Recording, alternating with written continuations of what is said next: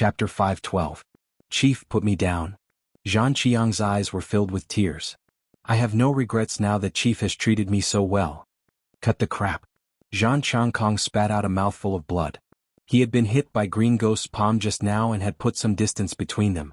They were still 15 kilometers away from Jiangbei. In the past, this distance would have been covered in an instant. But after experiencing a bitter battle and breaking out of the encirclement, and then carrying another person and running for dozens of miles, he felt that his speed was getting slower and slower. The qi in his body had long been depleted, and he could only move forward by squeezing out his body's potential. However, every cell in his body was groaning in pain. Just now, Green Ghost's palm had also caused quite a bit of damage to his internal organs. Feeling the two ghosts behind him that were like maggots in his bones, he felt that the 15 kilometers that could be covered in an instant in the past was now like a natural moat. TSK. Chief Zhan, the Golden Ring Residence Master, is actually like a stray dog. Is this generation of the Golden Ring Residence so afraid of death? No wonder the Golden Ring Residence surrendered. If your sect elders knew about this, they would probably vomit blood. A fluttering voice came from behind the two of them. Not only is he a stray dog, but he is also as timid as a mouse. He is not slow, but his hands are a little weak. Another voice also seemed to come from several directions, making it difficult to pinpoint the specific location. Green Ghost and White Ghost, I will definitely take revenge another day. Zhang Changkong spat out blood as he cursed. Why another day? Isn't today the best opportunity? The previous voice continued to laugh strangely. Zhang Changkong clenched his teeth and did not say a word. It's about time. Chief Zhan doesn't have much strength left, right? Why don't you stop and let us send off the famous timid Golden Ring Residence Master? As the voice spoke, the two of them gradually increased their speed, closing the distance from Zhang Changkong from 50 to 60 meters in a short period of time. Golden Ring Residence Master, you can't escape. Why don't you obediently stretch out your neck and wait to be executed? TSK. The two figures were like two wisps of green smoke that gradually closed the distance between them and Zhang Changkong. They chased after Zhang Changkong and ran forward parallel to him. Stay here. A figure suddenly floated up and landed behind Zhang Changkong. The jade-green dagger in his hand stabbed toward Zhang Changkong's back. Get lost. Zhang Changkong exerted all his strength and slashed his saber behind him. The 9 golden hoops simultaneously emitted a crisp sound of metal clashing. This demonic sound was secretly learned by your ancestor from our Wangui sect. Do you think it will work on the two of us? The shadow behind Zhang Changkong floated in the air and dodged the blade. Then it sped up and stabbed at his back. Tisk, it's better to stop struggling. Chief of the Golden Ring Residence can rest in peace. Another figure appeared in front of Zhang Changkong, and a grayish short sword appeared in his hand. Zhang Changkong did not say a word. His body charged forward fiercely, but he felt a chill on his back, followed by pain. Fresh blood spurted out from his back. He wanted to tighten his muscles to stop the bleeding, but he couldn't do it at all. Manor Lord. Zhang Qiang, who was being carried by Zhang Changkong, struggled violently. He extended his arm to block the short sword that was aimed at Zhang Changkong. A hand soared into the sky. Zhang Qiang clutched his severed arm. A pained expression appeared on his face, but he did not make a sound. Dash. Zhang Changkong's eyes were bloodshot. He roared angrily and activated all the muscles in his body, forcing out the last trace of his strength to sprint forward. Tisk. There was another burst of strange laughter. The two of them continued to follow Zhang Changkong, looking for an opportunity to attack. They were like wolves on the mountain, wanting to take a bite out of the other party's flesh with every bite. At the same time, they had to ensure their own safety. Otherwise, they might be killed by their fellow disciples while they were heavily injured. Even though the green and white ghosts had been together for many years, they still retained this habit. They would spend the least amount of effort to kill the enemy and sometimes even give up some opportunities. If it weren't for this characteristic of the Wangui sect disciples, Zhang Changkong would not have lasted until now. Furthermore, the two of them knew that Zhang Changkong would definitely not be able to hold on any longer. He would not be able to make it to Jiangbei. Even Zhang Changkong himself knew that he was already using all his strength to maintain his running state. He looked at the torches on top of Jiangbei's city wall several kilometers away. That was where Painting Fairy and Kaixian were. However, a sense of despair arose in his heart. He was afraid that he would not be able to return. I hope that Black Bamboo Academy's principal Bai Qian will treat my Golden Ring residents well. Zhang Changkong thought sorrowfully. At this moment, a black shadow dashed over from the front, giving Zhang Changkong a glimmer of hope. That was the direction of Jiangbei City. The person coming from that direction was one of his own. "Brother, help me. I am from the Golden Ring residence." Zhang Changkong roared with all his might. After shouting, he could no longer hold on and fell to the ground. Tsk tisk. The green and white ghosts who were following behind him saw the opportunity and pounced at Zhang Changkong with strange laughter. Ah!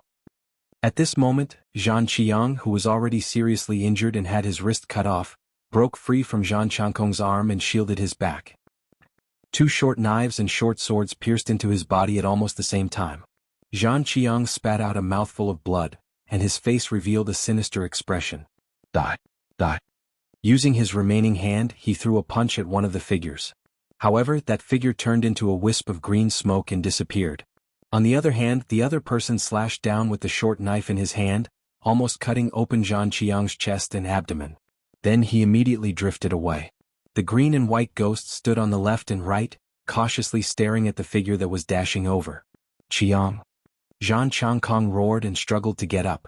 At this moment, that figure ran in front of Zhang Changkong, kicked him away and continued to run. When the green and white ghosts saw this scene, they paused for a moment and completely didn't know what was going on. Could it be that this person who ran over from Jiangbei City wasn't the other party's reinforcements? From the looks of it, it didn't seem like it. At this moment, another 4 or 5 figures dashed over in this direction. Their heavy footsteps smashed against the ground, and every step produced a loud bang. The momentum of their running made one suspect that even a city wall in front of them wouldn't be able to stop them.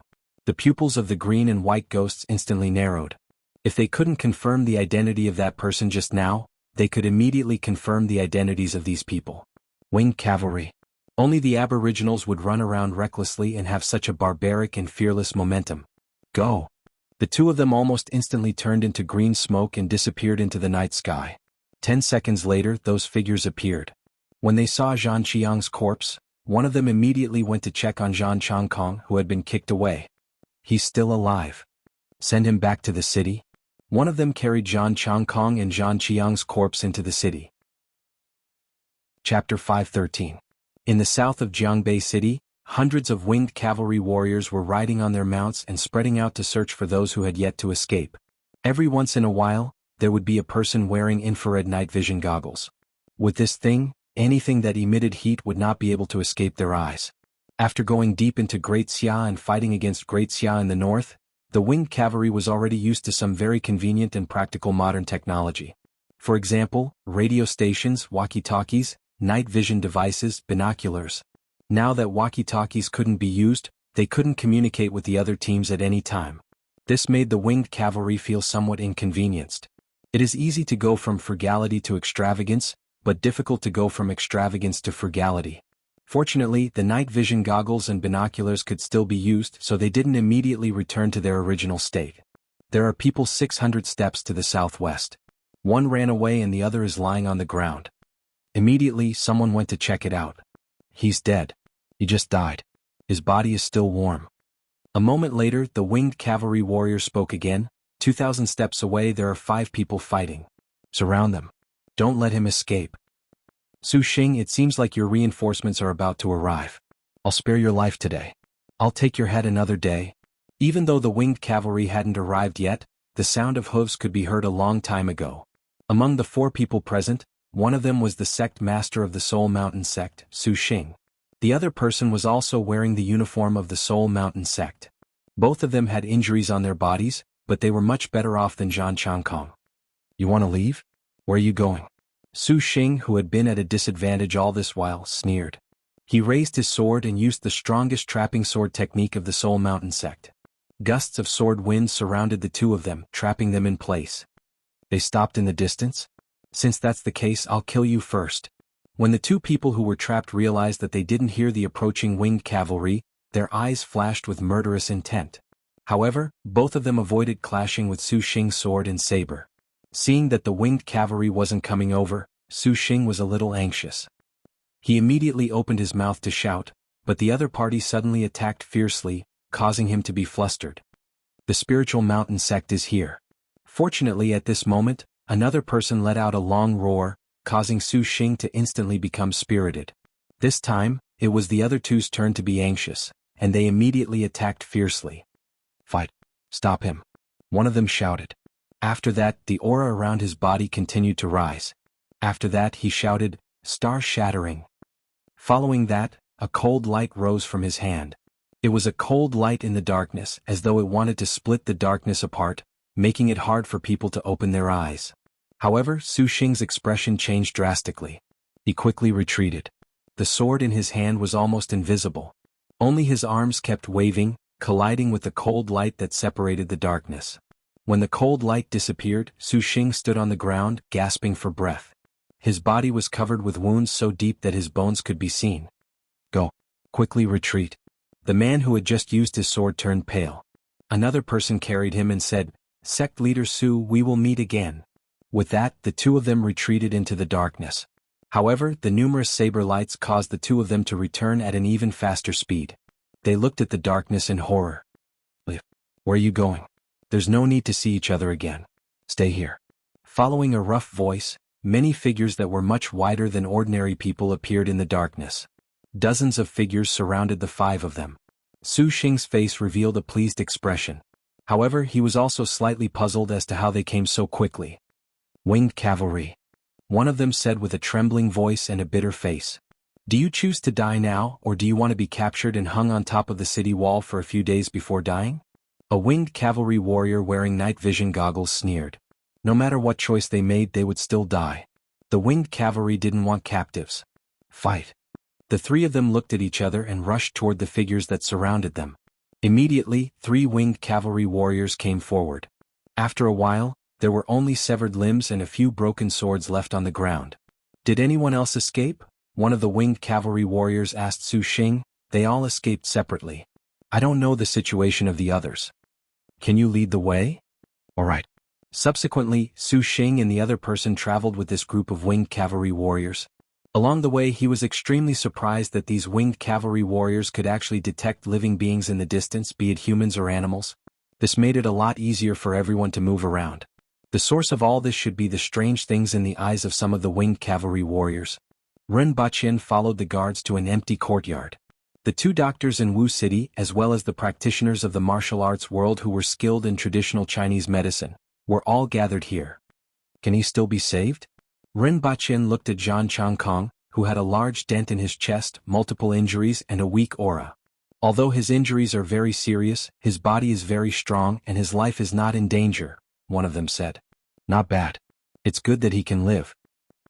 Ren Baqin nodded and said to the few people sent by the Lingshan sect, "Someone go and inform Painting Fairy of the Golden Ring residence. You guys do a good job. If you do a good job, you will be rewarded." Ren Baqin nodded at the doctors in the courtyard before leaving with his men to wait for news. "Sir, how should we deal with the corpse?" someone asked as he dragged the corpse of Shan Yu, who had previously assassinated Ren Baqin. "Hang it on top of the city wall and let the birds eat it. In addition, arrange for a few people to hide in the surroundings. Maybe someone will come to snatch his corpse. Kill them all." Ren Baqin waved his hand. When he entered the hall, he saw the Empress sitting in the middle and sipping wine. Captain Gong Zheng of the Winged Cavalry was embedded into the wall. "Why aren't you sleeping, Your Majesty?" "I have nothing to do, so I came out for a walk." The Empress looked at him and was relieved to see that he was fine. She got up and was about to leave. "The night is long and I'm not in the mood to sleep. Why don't I accompany you for a walk?" Ren Baqin laughed. "I'm sleepy," the Empress casually said. "Thank you for your concern, Your Majesty," Ren Baqin said from behind the Empress. The Empress had just stepped out of the door when she gently kicked the door sill with her heel. A piece of wood immediately brushed past Ren Baqin's arm and smashed into Gong Zheng's head, who was embedded into the wall. "I just can't sleep," the Empress said faintly. Ren Baqin smiled, sat back in his chair and said, "Captain Gong, Her Majesty has left." Gong Zheng jumped down from the wall and saw that his head was still swollen. He then rubbed his head and said angrily, "I was almost buried by Her Majesty. Fortunately you are fine. Otherwise I would have been buried with you." The night passed and Ren Baqin waited until dawn. News began to come back and at the same time a few people were sent back. After another 2 to 4 hours, all the winged cavalry warriors that were sent out returned. Finally, including Zhang Changkong, a total of 8 people came back alive from this reconnaissance mission. Excluding Zhucheng, only 7 Earth Wheel experts returned. Of the 3 from the Lingshan sect, 2 returned, and of the 5 from the Golden Ring residents, 2 returned. Ling Ziquan, who Zhan Chongkong thought was dead, actually didn't die. However, if he was discovered a little later, he would probably be dead. Of the 20 people from the other sects, only 3 returned. Ren Baqin comforted everyone, got them to record their contributions, and then arranged for everyone to recuperate. Although there were heavy casualties this time, some of the other parties' arrangements were exposed, and the spy Shan Yu was also exposed. Otherwise, if they had unknowingly stepped into the other party's trap during the attack, the winged cavalry would have suffered heavy casualties. This was considered a blessing in disguise. At the same time, some information about the Wang estuary was brought back along with these people. Chapter 5:14. Seniors, my master and martial uncle risked their lives just to enter Jiangbei City and inquire about the other party. Now my master's corpse is hanging on top of the city wall. I hope that seniors can help me bring his corpse back. On a hillside, a young man around 15 or 16 years old was begging the people around him with a mournful look. Everyone looked embarrassed when they heard this. After a long time, someone sighed and said, "There's no need to think about this anymore. The Aboriginals are powerful, and there are hundreds of winged cavalry warriors in Wu City. Not to mention there are also Qi Zixiao and Shiwanya. No matter how many people go, they won't be able to return and will only increase the casualties. Don't tell me that my master's corpse will be left on top of the city wall for the birds and beasts to eat?" The young man looked sad when he thought of the scene outside Jiangbei City during the day. Will the corpses of those seniors be the same? As soon as this was said, 2 more people lowered their heads slightly. Some of the corpses hanging on top of the city wall belonged to their fellow disciples. One of the men opened his eyes and said in a deep voice, "Everyone here is seeking benevolence and getting benevolence. If I die, I don't want anyone to snatch my corpse while knowing that it's a suicide mission. There's already a big gap between the 2 sides. If there are more casualties in order to snatch the corpses, I'm afraid there's no point in fighting this war." Everyone nodded. It was a good thing for the young man to remember his master's kindness, but it was too unrealistic at this time. "Hee kid, why don't you go yourself instead of begging them? If you're lucky, you might even come back alive." A series of strange laughter sounded in the forest. "Stop trying to mystify us." Someone snorted. "You're just sending him to his death," another person said. Although this young man's status and strength weren't worth mentioning, his master had sacrificed a lot for the greater good, and no one wanted to see him throw away his life. Aren't all of you waiting to die here as well?" The voice in the forest gradually faded away. The young man on the hillside took a deep look at everyone before turning his head and going down the hill. "Why are all of you here?" Ren Baqin asked the people in front of him. Du Laolu, Tong Lan, and all the students appeared in front of him. Previously, only Shirgan's team came with Shiwanya's team, and Ren Baqin didn't pay much attention to them and allowed them to move freely in the city. He didn't expect the others to come as well. After parting for nearly 2 months, everyone gathered together and exchanged what they had seen and heard along the way. When Ren Baqin heard the noise from afar, he felt a sense of familiarity that he hadn't felt for a long time. Yes, it was the feeling of the market downstairs. In particular, Shirgan and the others were spitting saliva everywhere. It was as if they had personally witnessed the Empress facing off against all the experts of Tianjing Basin at Mount Wu. It was only when Ren Baqin arrived that they restrained themselves a little. "I heard that Her Majesty is fighting the enemy here. How can we sit in the back and wait?" Du Laolu raised his head and said in a rather heroic manner, "You came all the way here to deliver your head?" Ren Baqin sneered. "We have nothing to do in Valley City. We can't just sit there and wait, right? Her Majesty, Teacher, General Shi, and the winged cavalry are all here, so it should be safe for us to come over, right?" Another student immediately asked.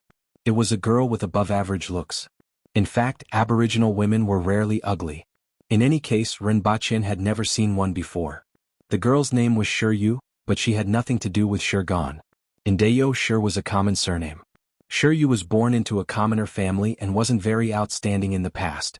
However, after traveling for 2 months, she seemed to be much stronger than before. This way we can follow Teacher from time to time and listen to his teachings. Teacher hasn't lectured for a long time. Another student said. Ren Baqin grinned. He liked good children who loved to learn. In that case, let's find a place to stay today. The exam will be held in 3 days. Let's see if you have forgotten what I taught you before. Everyone was immediately confused when they heard about the exam. Take a break first. Come back at night and I will assign you homework. Ren Bachien continued. After hearing this, everyone was even more confused. They just wanted to come to the front line to take a look and thought that Ren Bachien wouldn't have the time to take care of them.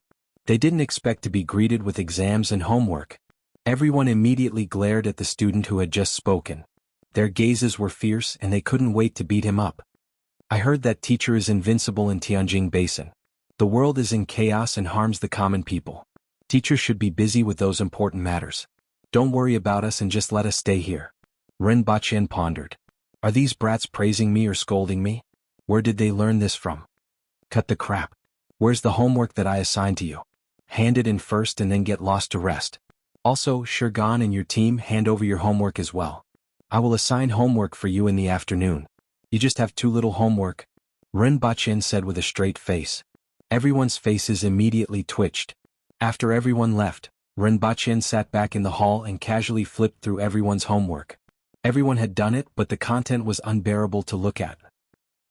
Their understanding of Tianjin Basin was basically limited to the rebellions, the large number of bandits and gangs in the city, and the division of power between the various sections.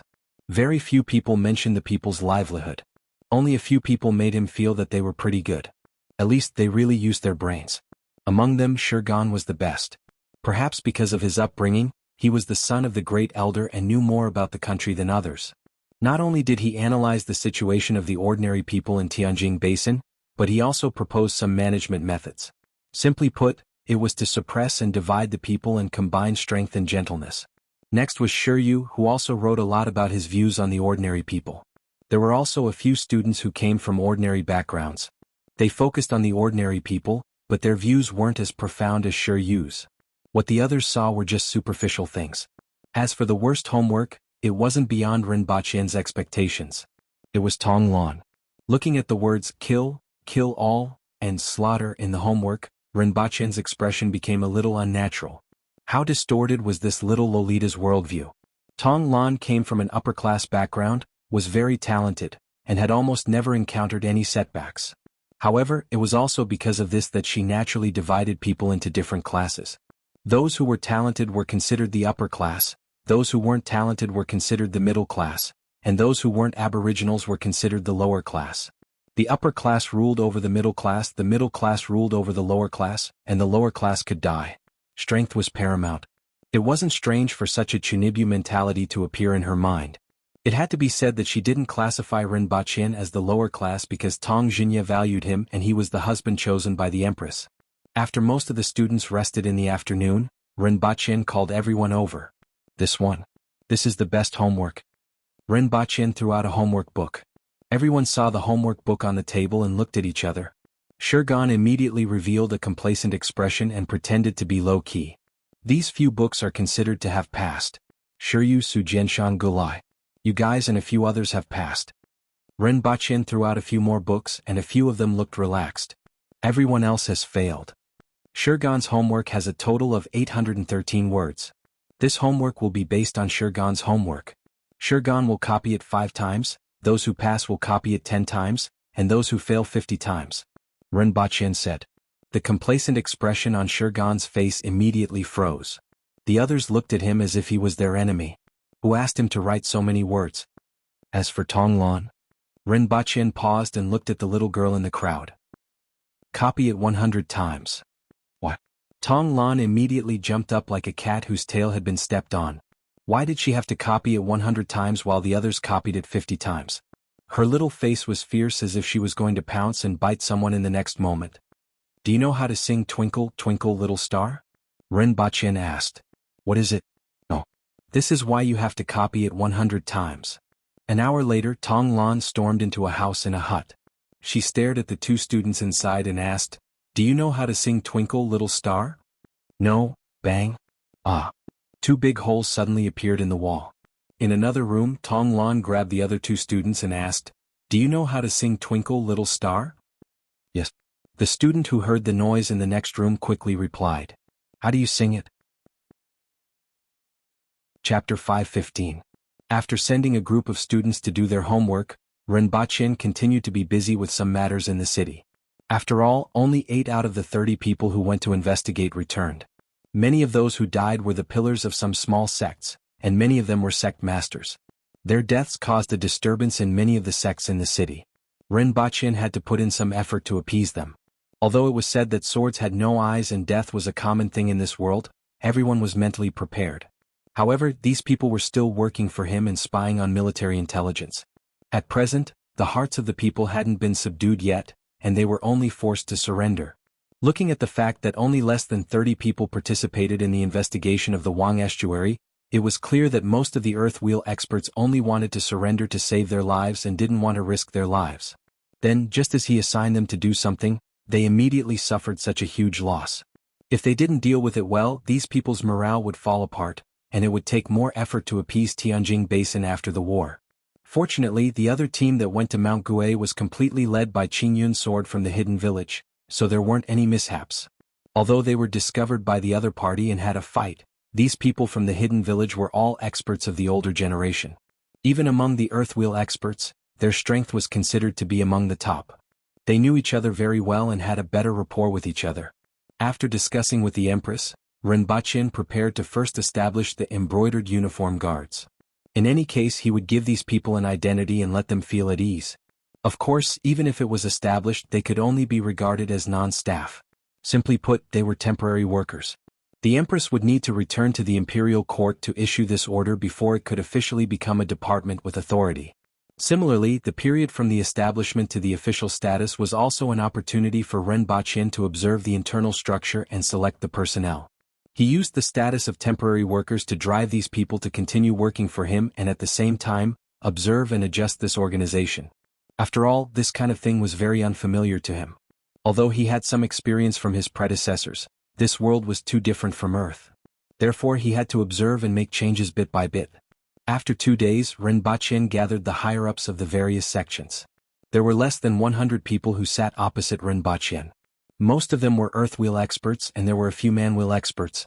Among them, some of the Earthwheel experts were rejoicing, while the Manwheel experts were mournful. These were the pillars of the sect that had died, and there were no more experts in the sect. There were also a few who were still bandaged up, such as Zhang Changkong, Su Qing and the others. Although Zhang Changkong's injuries were extremely serious, thanks to the high level of medicine in this world, he was able to walk with the help of Painting Fairy.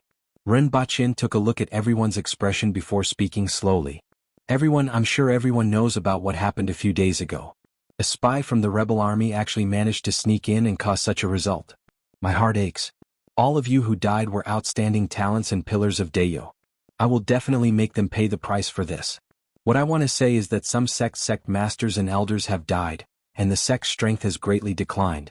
They might be a bit worried about the future. I can promise you that I will treat all of you equally. All the contributions of those who have sacrificed their lives for the country will be recorded and bestowed upon their descendants. After listening to Rinpoche's words, the Manwheel experts looked a little more relaxed. They were really worried that Rinpoche would throw them away after using them. With Rinpoche's promise, they felt a little better. This time, I have gathered all of you here because Her Majesty is concerned that all of you are serving the country without any status. She is preparing to set up a new department called the Rearguard Commandery. Remember when I said that all of you can leave Tianjin Basin and walk freely under the sky?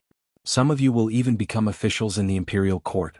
From commoners to high-ranking officials in the Imperial Court, your chance is here. It's earlier than I expected.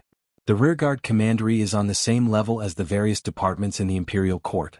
The Commandant is a rank 3 official, 1 rank higher than me, Rinpoche said. Rinpoche replied. He was now a rank 4 fighter.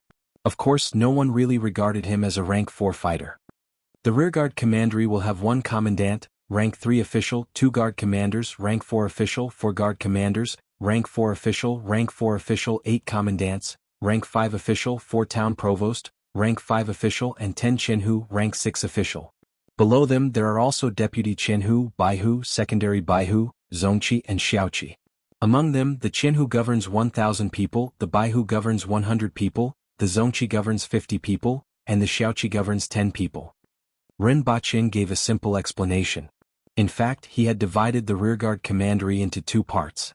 They were divided into 2 guard stations, one for Tianjin Basin and the other for the Yun Nation, to supervise these 2 places. In his mind, the Yun nation had already been classified as a part of Dayo. Many of the people below were surprised. According to Rinpoche, 10 Chenhu were equivalent to 10,000 people. In that case, the rearguard commandery was almost at the same level as the 5 protectorates of Dayo. Rinpoche was actually so generous? Would the imperial court agree? Furthermore, could Dayo afford to support so many people with its financial resources? No one felt that there was anything wrong with risking one's life for one's future.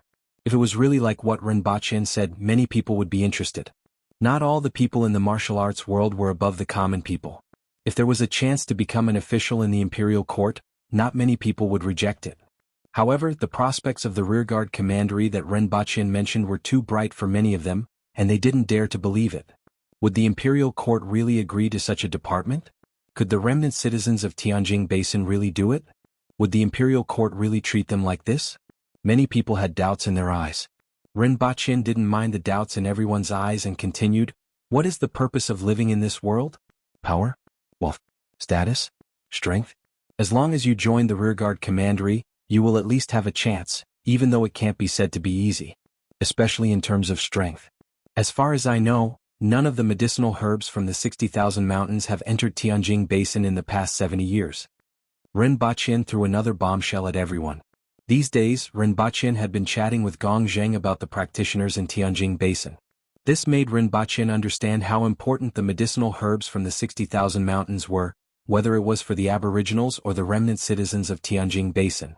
However, due to the difficulty of keeping them, only a few could be transported to Lan City, and it wasn't easy for the winged cavalry to purchase them. As for Tianjin Basin, it was even more scarce. It could be said that not a single strand of grass had flowed into Tianjin Basin in the past 70 years. It could be said that for the practitioners in Tianjin Basin to have 18 spirit will experts, it could be said that this place was a place of outstanding people. After all, there were many experts in the Revolutionary Army who survived and retreated here, and the talents of their descendants weren't weak. There were only about 10 million people in Tianjin Basin, but the proportion of talented practitioners was higher than that of Great Xia in the Yun nation. Thanks to this, it was much easier to clean up Tianjin Basin this time. These words made Rinpoche realize something that could firmly tie these people to Dayo's war chariot. Regarding the rearguard commandery, only a small number of earthwheel experts were interested in it, and most of them were suspicious. Initially, only a few dozen people participated in the spying. Although most of them surrendered, they didn't want to risk their lives. However, after hearing these words, they were immediately moved. "Sir Rin, what do you mean? The medicinal herbs in the 60,000 mountains will also be controlled in the future. The people of the rearguard commandery can report their needs and purchase them according to their official rank. The higher the official rank, the more they can obtain. Sir Rin, how does the rearguard commandery join? If they are at the intermediate level of the earthwheel level, what position will they have?" Chapter 5:16. Rinpoche gave everyone 3 days to consider. As for joining the rearguard commandery, a spirit wheel expert would start from a Qianhu, an earth wheel expert would start from a Baihu, and a man wheel expert would start from a Zongqi. However, Rinpoche gave the few small sects that had lost their pillar of support a Baihu. He gave them the opportunity. As for the future, if they didn't reach the earth wheel level, Baihu would be their upper limit. The upper limit of the earth wheel level would be a Qianhu. After settling the matter, Rinpoche was satisfied with everyone's reaction. He went to look for the Empress and asked for a few more loyal winged cavalry warriors to form the foundation of his power on Earth. After all, the previous incident had made him realize that without his own power, it wouldn't be easy to do many things. Furthermore, Earth would always be his base camp, and he couldn't wait any longer to establish his power on Earth. Subsequently, he selected the 3 fiercest-looking winged cavalry warriors from the dozens of fierce-looking men. Aboriginals generally looked very fierce, and the winged cavalry warriors were even more so. On one hand, they had a murderous aura and demeanor, and on the other hand, they had all kinds of scars.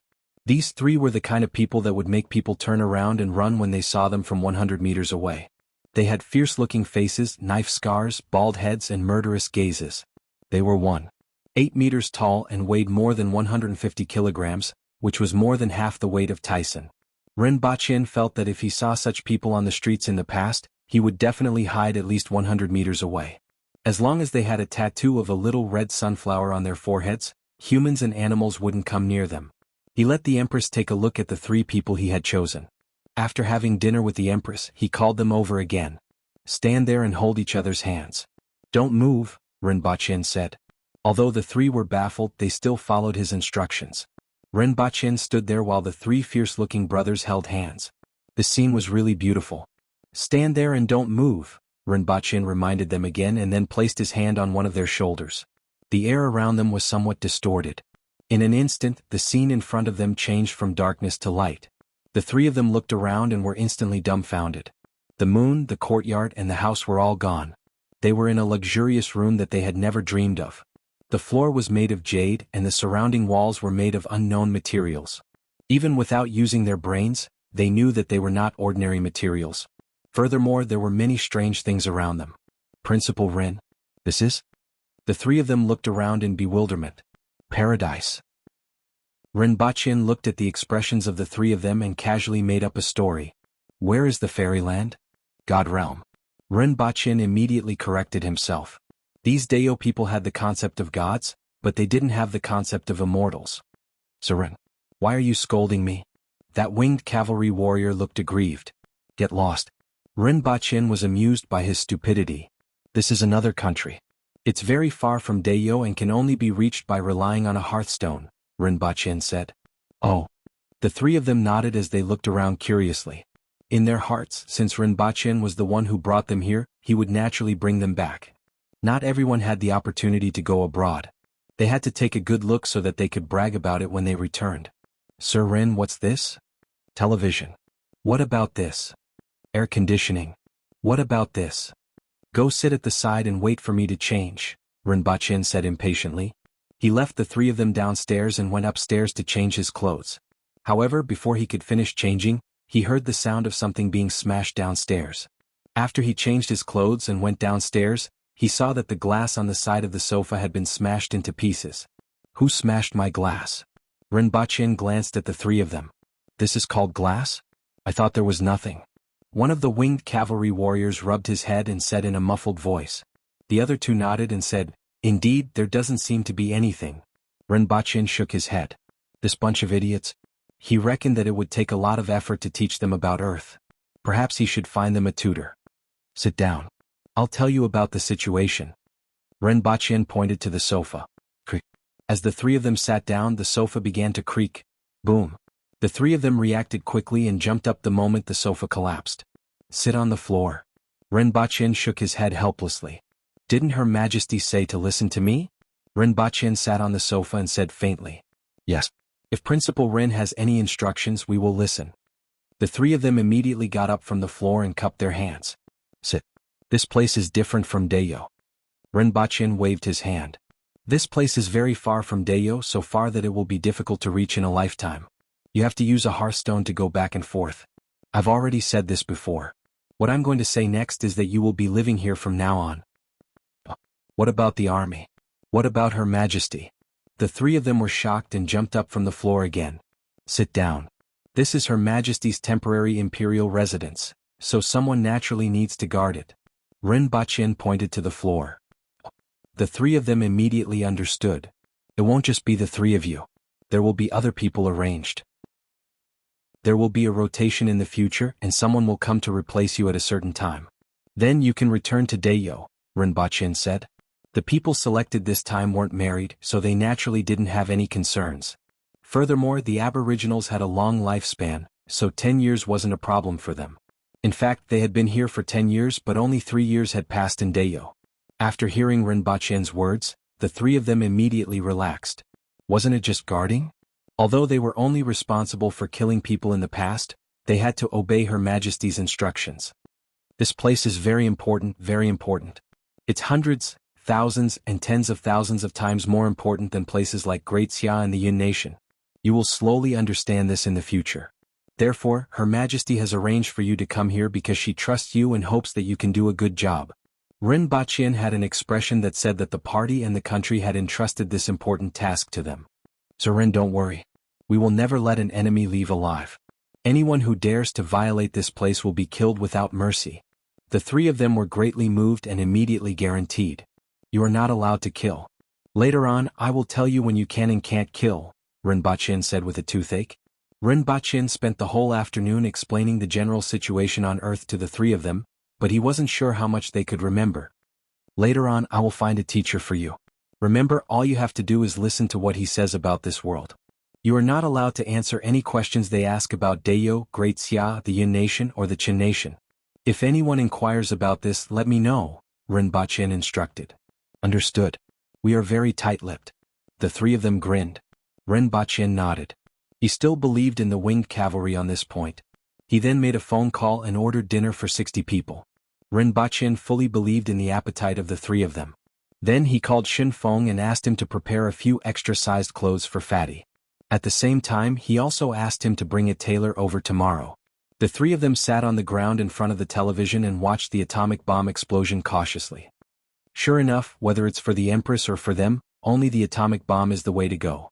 Rinpoche couldn't help but laugh when he recalled how the Empress looked when she watched the atomic bomb. Everything that happened when the Empress first came here was worth recalling. Unfortunately, the Empress was becoming more and more like an otaku.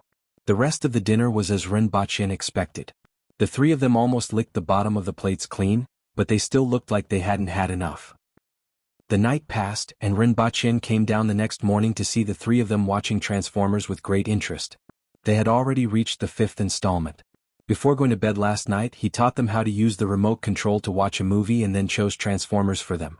Sure enough, Transformers was a man's romance, and the three of them watched it with great interest the whole night. Of course, Rinpoche reckoned that even if he showed them Happy Goat and Baldy Chong, they would probably watch it with great interest the whole night. Chapter 517. When Xin Feng entered the villa, she was obviously frightened by the three burly men sitting on the floor. They were bare-chested, wore tattered leather shorts, and had crisscross scars all over their bodies. She made the most feminine gesture that Rinpoche had seen since he met her. She stepped back and wrapped her arms around herself. Although she was indeed a woman who looked like a man, Rinpoche sized her up. Rinpoche sized her up and said, "You don't have a chest. What's there to hide?" "Boss, you are too mean." Xin Feng glared at him fiercely. Good advice is unpleasant to the ear and good medicine is bitter. The truth is always unpleasant. "Don't mind it," Rinpoche said casually. Xin Feng glared at Rinpoche again before asking, "They are? They are your colleagues and my bodyguards." "I recently discovered that Earth is too unsafe," Rinpoche said, feeling a little conflicted. "Bodyguards?" Xin Feng glanced at the three people inside. Their faces were ferocious and their bodies were long. Their muscles were bulging and there were all sorts of scars on their bodies. The coldness in their eyes when they occasionally turned their heads would cause one's heart to shiver. No one would dare to make a move on such people if they just stood there. "Did you bring the plus-size clothes that I asked you to bring? Where's the tailor?" Rinpoche asked. Xin Feng turned around and brought in a few bags on the ground outside the door. Following her was a woman who looked like a young married woman. She wasn't very beautiful, but she was graceful and revealed 2 dimples when she saw people. "Hello, I'm Jean He from Jean He Clothing," the young woman greeted. "Well, please make some clothes for the three of them." Rinpoche waved to the 3 people behind him. "Come over and let her measure you." Only then did Jean He see that there were 3 men who looked like bears behind her. This gave her a fright and her eyes started to shine. When the 3 of them stood up, their muscles bulged like a dragon swimming under their skin. Coupled with their scars, they were full of deterrence. "Sir Ren, change the way you address me." Rinpoche turned his head and glanced at the 3 of them. "This way of addressing you sounds weird. Just call me?" Rinpoche pondered. The Empress was the boss, but what was he? Lady Boss? "Call me second boss." Second boss. Although the 3 of them didn't know what that word meant, they still corrected themselves in time. "Who's the big boss?" Xin Feng asked even though she already knew the answer. "Second lady boss." Rinpoche answered without hesitation. "You really know how to beat around the bush." Xin Feng smiled. Rinpoche also felt that it was very complicated, but he had no choice. Xin Feng could directly address him as boss.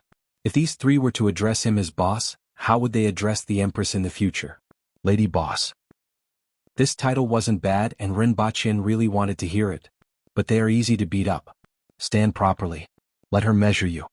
Rinpoche pointed at the 3 of them as they stood there.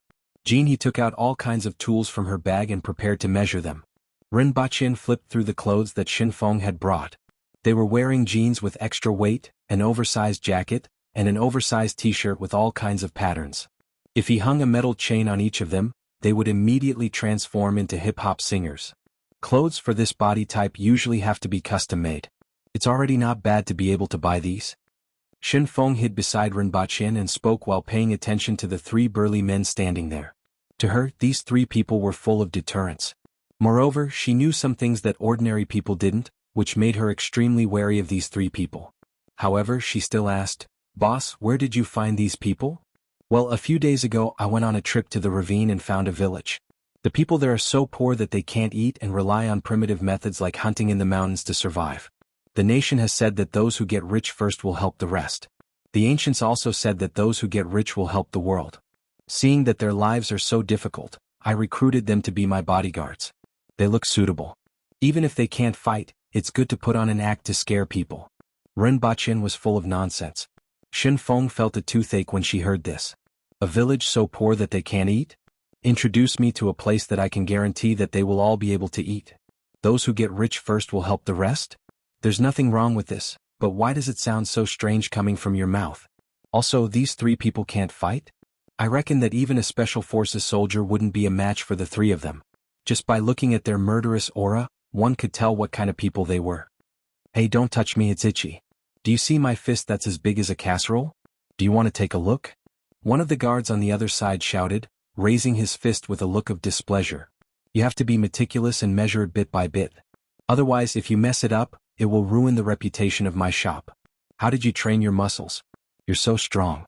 The guard's voice sounded like he was squeezing water out of the last two sentences. This time, it was Rinpoche's turn to feel a toothache. He saw Jinhe touching here and there. "Why are you measuring people's chest muscles? Why are you touching my abdominal muscles?" That guard's face turned red. Then the two of them trembled together. That guard wanted to hit them, but Rinpoche ordered him not to move, so he trembled. "Jinhe, why are you trembling? Did you find him?" Rinpoche glared at Shen Feng with an unfriendly look. "Jinhe Clothing Factory is quite famous anyway. I thought you wanted to make clothes, so I specially found a famous tailor for you." Shen Feng coughed twice after finishing her sentence. "Cough cough. How much longer?" "I haven't finished measuring this one yet. What's the hurry?" Jinhe said as she pinched that guard's back. "Quite perky." Jinhe clicked her tongue in admiration. "Stand still." Rinpoche saw that the guard's eyes were glowing fiercely and hurriedly said, "This lady, we aren't selling our bodies or our skills, so please conduct yourself with dignity." Rinpoche said, "It's inevitable that we'll touch each other when we're measuring clothes. I've never seen you guys so troublesome. A few grown men are afraid that I, a woman, will take advantage of you." Jinhe said, "I'm not afraid, I'm just taking advantage of you," Rinpoche muttered to himself. Today he had finally seen it for himself. If a woman became coquettish, then there was really nothing for a man to do. However, you're really bold. This is a teddy and you still want to molest a Tibetan mastiff? Is this Jinhe really a tailor? Rinpoche glanced at Shen Feng again. Fortunately, after Rinpoche spoke, Jinhe finally restrained herself and conveniently took advantage of the three of them. It took her more than 10 minutes to measure their sizes. Even the thickness of the base of the thigh and the thickness of the ankle were measured. Rinpoche increasingly felt that this wasn't like a tailor's, but more like a physical examination. "Mr. Rin, do you want to make a set? Many wealthy businessmen make clothes here, and my skills aren't any worse than those overseas." Jinhe looked at Rinpoche with glowing eyes. "Forget it." Rinpoche waved his hand. "Make 3 suits and 3 sets of sportswear for each of you. In addition, make another 30 sets of clothes of the same size." Rinpoche was prepared to bring a few winged cavalry warriors with similar figures next time.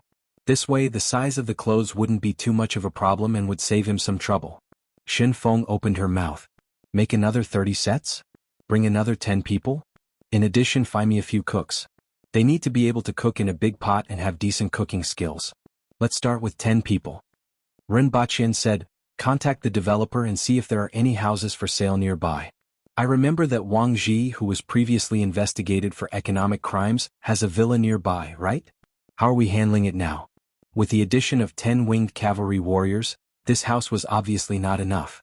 Rinpoche was going to find a villa nearby to use as a dormitory. As for money, he could get a loan anyway. Since he wasn't spending his own money, he naturally wouldn't feel bad. Chapter 518. On the second day after the 3 winged cavalry warriors arrived on Earth, Shen Feng left in the morning. Rinpoche received a call from Yang Sen, which was naturally about these three people. This news had already reached the ears of some people in the upper echelons of the country. Everyone wanted to know what Rinpoche wanted to do. Earth is too dangerous. With a few people we can avoid what happened last time, Rinpoche said. That was just an accident, Yang Sen reiterated. The wreckage of the flying motorcycle has already been checked, and it should have malfunctioned. That car accident was also an accident, Rinpoche said faintly. Don't worry, I won't bring too many people, Rinpoche said. Not just these three? Yang Sen immediately became alert. There will be a few more but not too many. There are so many people on Earth. Are we lacking a few dozen people? They are different. Don't worry, they are all the same. I will restrain them and abide by the law. I'm the most law-abiding person and so are my subordinates. In any case, it was a foregone conclusion that Rinpoche would bring people over. This incident also alerted the people in the upper echelons and made some people ponder. On the one hand, Rinpoche could bring people over. If he really brought a large number of experts, many people would feel uneasy. After all, these people were so strong that ordinary firearms were useless against them. In a city, such an expert's destructive power was no less than a small army. On the other hand, since he could bring people over so easily, could he also bring people over? Rinpoche previously said that it would be difficult, but it didn't seem like that at all. Perhaps there would be restrictions.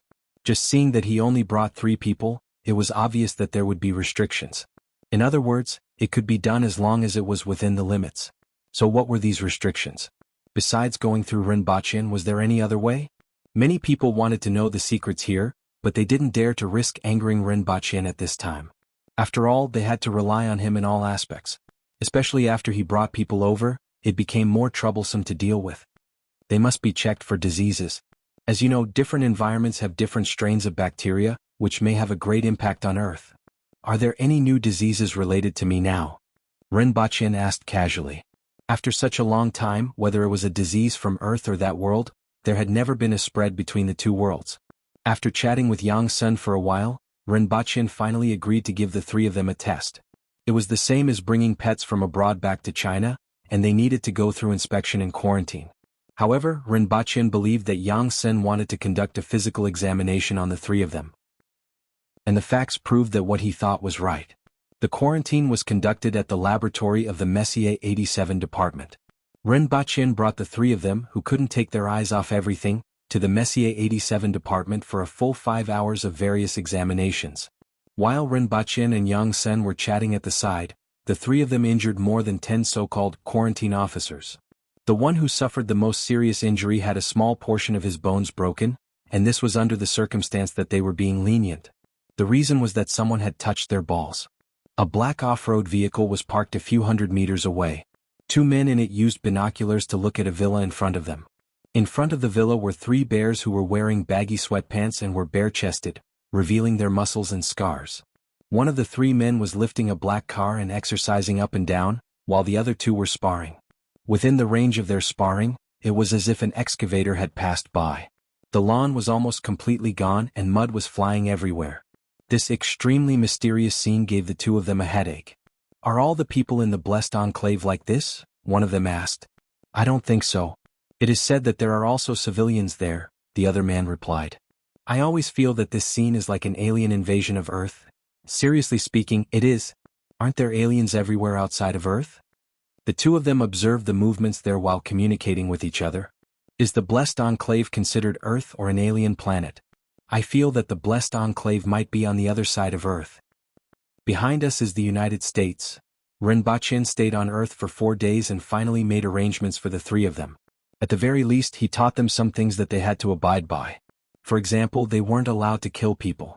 If an outsider wanted to know the purpose of their visit, they weren't allowed to hit Shin Feng, the chef, the cleaner, the food delivery man, or the police. It was really difficult for them to understand who they could and couldn't hit in a short period of time. In the past few days he had also recruited 5 tall and strong chefs. After all, chefs who could stir-fry in large pots were generally of good physique. Although they looked quite strong compared to the 3 of them, they were probably like a husky and a Tibetan mastiff. After tasting the food, Rinpoche felt that the taste of these chefs was just passable. The advantage was that they could still taste passable when stir-frying in large pots. This was very important. This level of taste was enough for the winged cavalry warriors. As for a house, they hadn't found one yet, so the three of them could only sleep on the floor in the living room. However, this didn't matter to them. Sleeping outdoors was a common thing, let alone sleeping on a jade floor. Until now, the three of them still firmly believed that the floor was made of jade. Let me remind you again that this place is different from Dayo. You aren't allowed to kill people here. If they aren't enemies, you aren't allowed to hit them, especially the chefs. You aren't allowed to use the chefs as fitness equipment. Rinpoche said sternly, also, I will find a teacher for you in the afternoon and evening. Don't hit him. Don't hit him. Don't hit him. Don't threaten him. If he asks you anything, just say that you have been living in the mountains and don't know anything. Don't worry, second boss. The three of them pounded their chests with their fists, making drumming sounds. Rinpoche was worried that their hearts would jump out of their throats if they punched them. That's all. I'm going back to accompany Her Majesty. Sir Ren, ask Colonel Li to help me tell Xiangyu from Jinyu Pavilion that I can only visit her in a few years. One of the winged cavalry warriors scratched his head. His name was Li Zhe. Li was a small surname in Dayo, and Rinpoche hadn't seen many of them. Other than him, he had only seen Colonel Li Tanhua. Don't worry, I will find a good family for her. Rinpoche sneered. Oh, that's good too. That winged cavalry warrior scratched his head. She is already married. I will find someone else when I get there. Rinpoche sighed. Sometimes talking to this bunch of idiots was like punching cotton. The next second he disappeared into thin air with the big and small bags beside him. Some of them were skunk bombs, some were students' exam papers, and some were binoculars and infrared detectors. He also asked for some energy detectors, which were the ones that Yang Sen had brought over previously. However, he could only get them the next time he came back. Is he really gone? The three winged cavalry warriors saw Rinpoche disappear into thin air and reached out to touch him, only to feel empty air. That's amazing. That hearthstone must be a great treasure. By the way, how will the patrol be arranged? Sir Rin didn't say. One-on-one. The loser will have to patrol at night. I'm hungry. Let the chef cook. We will fight after dinner. Yesterday's red braised pork tasted good. I exercised a little today, so I feel like I can eat more. Let him cook more. The three of them were only slightly surprised for a moment before they focused their attention on eating. Sir Rin seemed to have mentioned that someone called teacher was coming. What does he look like? Ask if anyone comes later. If he is, then stay. If he isn't, then beat him out. In the afternoon, the three of them had just finished their 3-hour lunch and were reminiscing about the delicacies when the doorbell suddenly rang. Who is it? A winged cavalry warrior opened the door and looked outside with a fierce look. Sorry. My name is Ran. I made an appointment with the owner of this house. He said he was looking for a private tutor. A bespectacled young man stood outside the door. When he saw the burly man looking at him fiercely, his legs immediately went soft. The crowd immediately burst into an uproar. No way. Is that true? I've heard of it. It happened in Jiaozi village. A young man in the village was discovered. What happened next? Someone immediately asked. Then he disappeared. I don't know where he went. With this opening, the atmosphere became even more lively. For a moment, everyone forgot about the Aboriginals taking over and what they should do in the future. Instead, they began to discuss this matter excitedly. 2 days after Rinpoche handed the notice to Zhuoleng, he gathered the people from all the sects again. Everyone, what's your decision? Rinpoche sat at the head of the table and leisurely looked at everyone while holding a cup of iced coke. Sir Rin, I'm willing to join. Someone immediately stood up and answered. Me too. I'm willing to serve Dayo. Rinpoche's gaze paused on the person who said that he was willing to serve Dayo. This person was a little clever, but that was all. However, it was impossible for everyone in this world to be smart. If everyone was like an old monster, he wouldn't be able to survive. Rinpoche remembered that there were about 40 Earthwheel experts who were willing to join. This meant that apart from the people from the hidden village, more than half of the remaining 63 Earthwheel experts were willing to join. Every sect had one. However, Rinpoche also noticed a problem. Most of the sects left one person behind. After thinking for a while, Rinpoche understood that they didn't want their sects to completely become vassals of the imperial court. The person who was left behind to carry the burden. This included the Lingshan sect. As for the Golden Ring residents, except for Painting Fairy, the remaining 4 spirit wheel experts all spoke up. Even Zhan Changkong was the same. It seemed like the Golden Ring residence was really determined. As for those man-wheel experts who had lost their chief and elders, they naturally wouldn't give up this opportunity. Rinpoche looked at Qingyun's sword and Zhucheng, who both closed their eyes and remained silent. That's it then. Those who joined the rearguard commandery can stay. The rest can go back first, Rinpoche said faintly. After a while the courtyard was half empty, and only about 60 people remained. Congratulations to everyone for making a wise choice. Rinpoche placed the coke on the table and raised his voice. You are the first batch, the easiest batch to join and also the batch with the most opportunities. In the future you will be working for the imperial court and Her Majesty. Therefore, no matter what happens, as long as you abide by the laws of the rearguard commandery and Dayo, the imperial court and Her Majesty will support you. At the very least, I will be your backing. I don't know what you want. Maybe it's money, maybe it's power, maybe it's women, maybe it's treasures. Rinpoche looked around at everyone and then said forcefully, Sure. As long as you do what you should do. I don't need to say anything else.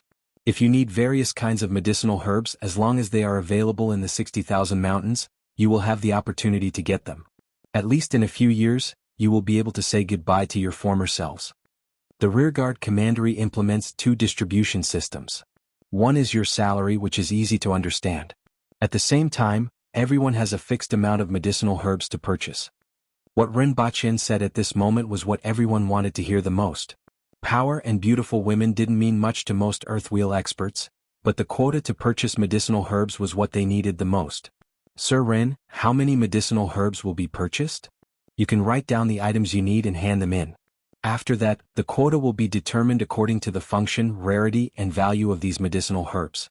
At the same time, I have another important news to inform you. Just now, I said that there are 2 distribution systems. The most important is the second system, which is the point system. No matter what mission you do, you will get points. The more dangerous the mission, the more points you will get after completing it. As for points, you can exchange them for things that you can't buy even if you have money. For example, heaven-grade weapons. I think everyone wants them, right? Rinpoche smiled at everyone. Everyone immediately became spirited. For example, secret manuals. Whether they are passed down from the Hao Nation, Great Xia, the Yun Nation, or even the various sects. As soon as Rinpoche said this, everyone's faces suddenly changed. Many of them were ecstatic, but many of them looked gloomy. Sir, this must not be done. Someone immediately stood up and objected. He couldn't care less about offending Rinpoche. The martial arts of a sect were the foundation of a sect. How could it be passed on to outsiders? Rinpoche had already expected this reaction and naturally had a countermeasure. Don't worry. Each of your sects can choose 3 core martial arts manuals and submit their names to me. They will only be placed in the Royal Library and will not be included in the points exchange list. Furthermore, the martial arts exchanged for points must not be passed on to others. Otherwise, regardless of whether it is the imparter or the learner, they will be killed without mercy. Rinpoche's words made those people's faces ease up. In addition to heaven-grade weapons and secret manuals, there are also treasures. Some rare treasures will also be included in the points exchange, such as Kirin blood, the blood of a true dragon. Rinpoche thought of the husky in the pond in the palace. Back then, the 7th prince of Great Xia used the blood of a true dragon to exchange for its essence blood, right? Although it was useless to him, it should be of great use to some people. Furthermore, this was just an example. If someone really needed it, they could just give it some blood. In any case, it was such a big lump that occasionally giving some blood was beneficial to its health. Sir Rin, are you serious? Upon hearing this, many people couldn't sit still and immediately stood up. Whether it was heaven-grade weapons or secret manuals, there would always be a chance if they put in more effort. However, some treasures really couldn't be obtained anywhere. Just these 2 things that Rinpoche mentioned were enough to make many people desperate. Of course. Rinpoche laughed. There are 7 drops of the blood of a true dragon in the palace. This is the essence blood found on the corpse of an ancient true dragon, not the little worm in the pond in Great Xia. In addition to these, there are also the cloud crystals. Other rare treasures will gradually be included in this list, Rinpoche added. This time the rest of the people couldn't sit still anymore. If treasures like the blood of a true dragon and the blood of a Kirin were only needed by a small number of people, then everyone needed the cloud crystals. This precious mineral was obtained from the stomach of the flower eagle when Rinpoche returned from the iron mine in Mount Lupan. As long as a little bit of it was added during the forging of a weapon, the weapon would be filled with spirituality. could be said to be a dream come true for everyone. Most importantly, this kind of thing was also very useful when a spirit wheel expert was condensing a heaven-grade weapon. Even if the cloud crystals couldn't move them, as Rinpoche had mentioned, other rare treasures would gradually be included in the list of items that could be exchanged. There would always be something that people would risk their lives for. As soon as Rinpoche explained the point redemption system, everyone couldn't sit still anymore. All of their faces were filled with excitement. Rinpoche was also very satisfied with everyone's reaction. This way, the temptation he gave them was great enough, and he wasn't afraid that they wouldn't work hard. As for the points that could be exchanged, well, this was good enough to look at. Although it wasn't unattainable, it would still be difficult for even a spirit wheel expert to achieve it. If it was an ordinary mission, it would probably be impossible to achieve it in a lifetime. It would only be possible if one completed many more difficult missions. If someone could really achieve it, such a person would be valuable enough for Rinpoche to use rare treasures to win him over. Chapter 520. There were a total of 47 Earth Wheel experts and 11 Man Wheel experts who had become members of the Rearguard Commandery. There were 58 Baihu experts. The 11 Man Wheel experts were all sect chiefs or elders who had died in the investigation of the Wang estuary. Rinpoche gave them some privileges, which could be considered as a favor to the descendants. At the same time, Rinpoche gave each of them a quota of 22 people. They were divided into 2 small banners and 20 tiki. As for the commander, the position was left empty as it was necessary to leave something for others. The positions of small banners and commander generally required the strength of a man-wheel expert, and the highest a man-wheel expert could reach was the position of a commander. Below the small banners were the tiki, which was considered the foundation of the Rearguard Commandery. Below the tiki there was a group of non-staff personnel called the strongmen. After all, the goal of the Rearguard Commandery wasn't only to fight and kill, but also to monitor the local area. At this time, the Rearguard Commandery has just been established, so everything is simple. You'd better choose carefully among the slots I'm giving you. Don't just shove anyone in. After all, these people are your subordinates and will work for you. Their ability will determine whether you can do things well in the future and determine your future prospects. In addition, you can also recruit some strongmen to assist the tiki, act as informants, or do other chores. Those who are above the tiki are considered officials, and the imperial court will naturally pay them a salary. As for the strongmen, you will need to think of a way to recruit them. Go back and prepare now. Come to me in 3 days to collect your tokens. After Rinpoche explained everything clearly, he let everyone leave. After everyone left, Gongzheng scratched his head and asked, "Sir, does the imperial court have money? Didn't you just rob a fortune from Great Xia?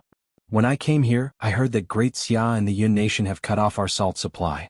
The officials in the imperial court have used that fortune to buy salt," Gongzheng said. Rinpoche nodded. He had also heard about this. After all, the empress would receive news from Gu City every 2 or 3 days and would occasionally tell him about it. The difficulties are only temporary. After we conquer the Yun nation, you can even take a salt bath if you want. Rinpoche smiled. I want to see the sea. I heard that there are big fish in the sea that can feed a person for a lifetime. It's like a piece of land when it floats to the surface of the sea, said Gongzheng with a grin. I want to see it too. Even though Rinpoche felt that he was talking about whales, he couldn't say for sure. The animals in this world were larger and more ferocious than those on Earth. For example, pandas ate bamboo on Earth because of the environment. In this world, they ate bamboo because they were at the bottom of the food chain. Other than eating bamboo, they probably couldn't even beat a rabbit. If it's like this on land, then the marine life in this world should be even more spectacular. That night, Rinpoche and the Empress were enjoying the shade in the courtyard. When they heard a guard report that someone who claimed to be an old friend was here to see Rinpoche, they knew that the person they were waiting for had arrived. He asked someone to bring him to the front hall. Sure enough, it was Su Qing. When Su Qing saw Rinpoche, his face started to twitch.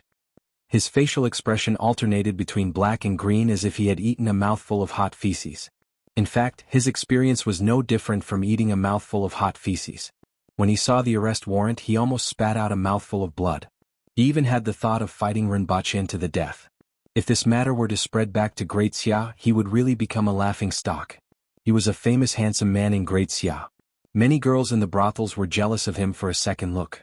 At this moment, he had become a pervert who had sex with a cow after drinking indayo. Even if others didn't believe it, they would definitely use this matter to mock him. It was simply too vicious to destroy someone's reputation. After staring at Rinpoche for a long time, he saw that he was still drinking tea, as if nothing had happened. Finally, like a resentful wife, he complained, "Sir Rin, why do you have to do this? You forgot to leave your contact information last time," Rinpoche said unhurriedly. Rinpoche said unhurriedly, "Look, you appeared in front of me so quickly. This means that this method is quite effective." Speaking of this matter, Su Qing's face twitched even more. After a long while, he sighed and said, "You have seen the person. Tear down those arrest warrants." Then he asked, "What exactly do you want from me?" "Send some things to the palace of Great Xia," Rinpoche said faintly. Su Qing's expression immediately became serious. "I do have a few people in the palace, but they can't do much. Their main job is to gather information. The power in the Great Xia Dynasty Palace is much stronger than you think. It's not that serious. Just help me put a few small things in the palace. You can put them anywhere, such as in the garden or in the grass." "What are you going to do?" "Come look at this thing." Rinpoche picked up a gray cylindrical object on the table and said. It was green and had been sprayed with camouflage patterns. There was a safety switch on it. Since it didn't need to explode, the outer shell was made of ordinary aluminum. "Is this the kind you used in the north?" "I've said it's useless. It can be used against ordinary people, but it's useless against experts," Su Qing said immediately after taking a look. "It's not what you think." Rinpoche knew that Su Qing had misunderstood and thought that he was holding a grenade. "It's not easy to plant people in the palace. I won't let them take risks easily. Let's go out of the city. I'll show you." Rinpoche called out to Shirhu, who was outside, and went to the backyard to get Lin Xiaola, who was sleeping soundly. She even bid him. "Take this and throw it as far as you can," Rinpoche said to Shirhu. "Okay, I'm familiar with this thing." Shirhu was elated when he saw the thing in Rinpoche's hand. He had used it many times in Liao City, although this one was a little different. "Retreat." Rinpoche handed the thing to Shirhu, turned around and ran back. Su Qing was puzzled. As far as he knew, this thing wasn't very powerful, but he still followed Rinpoche and ran. Lin Xiaola was sitting on the ground yawning. She looked around and landed beside Rinpoche in a flash. Shirhu was left standing there with a silly smile on his face. He turned to look at Rinpoche, rubbed his head, removed the safety ring and weighed it in his hand. Based on his experience, this thing would explode in a few breaths' time. He didn't know why Rinpoche was running so fast.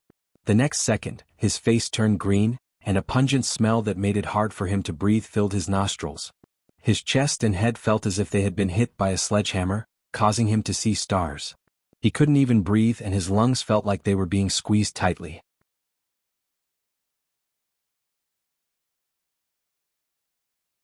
Chapter 521. Don't come over.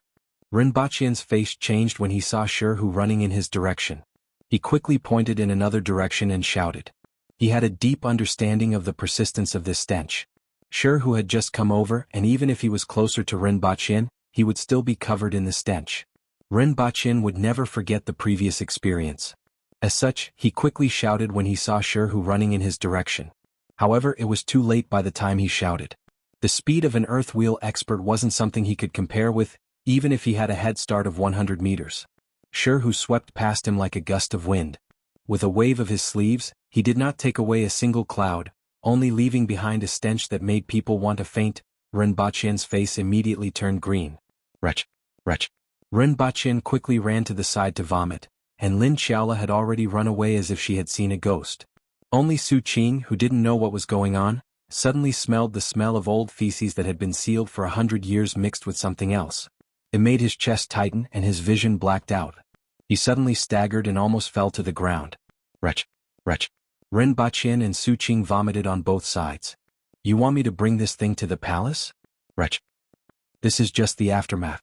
It's not even a tenth of its true power. Go to the center and smell it. Wretch! You are crazy. You just want to discuss Xia Bailong, but you don't have to do this, right? Wretch! I prepared 1,000 of them for Xia Bailong. As long as you can put them all in the palace, I guarantee that Xia Bailong will immediately move the capital. Wretch!" The two of them retched for a long time before recovering a little and gathered together to talk. As a result, when they stood together, both of them showed a look of disgust. As they stood together, the stench became even stronger. "Your request is impossible. Even if you bring this thing into the palace, it will be discovered immediately if you use it. Su Qing pinched his nose and looked at Rinpochen with an ashen face. He looked at Rinpochen as if he was looking at Ultraman. The things that could explode on the battlefield with Great Xia were created by him. There was also the poisonous gas from before.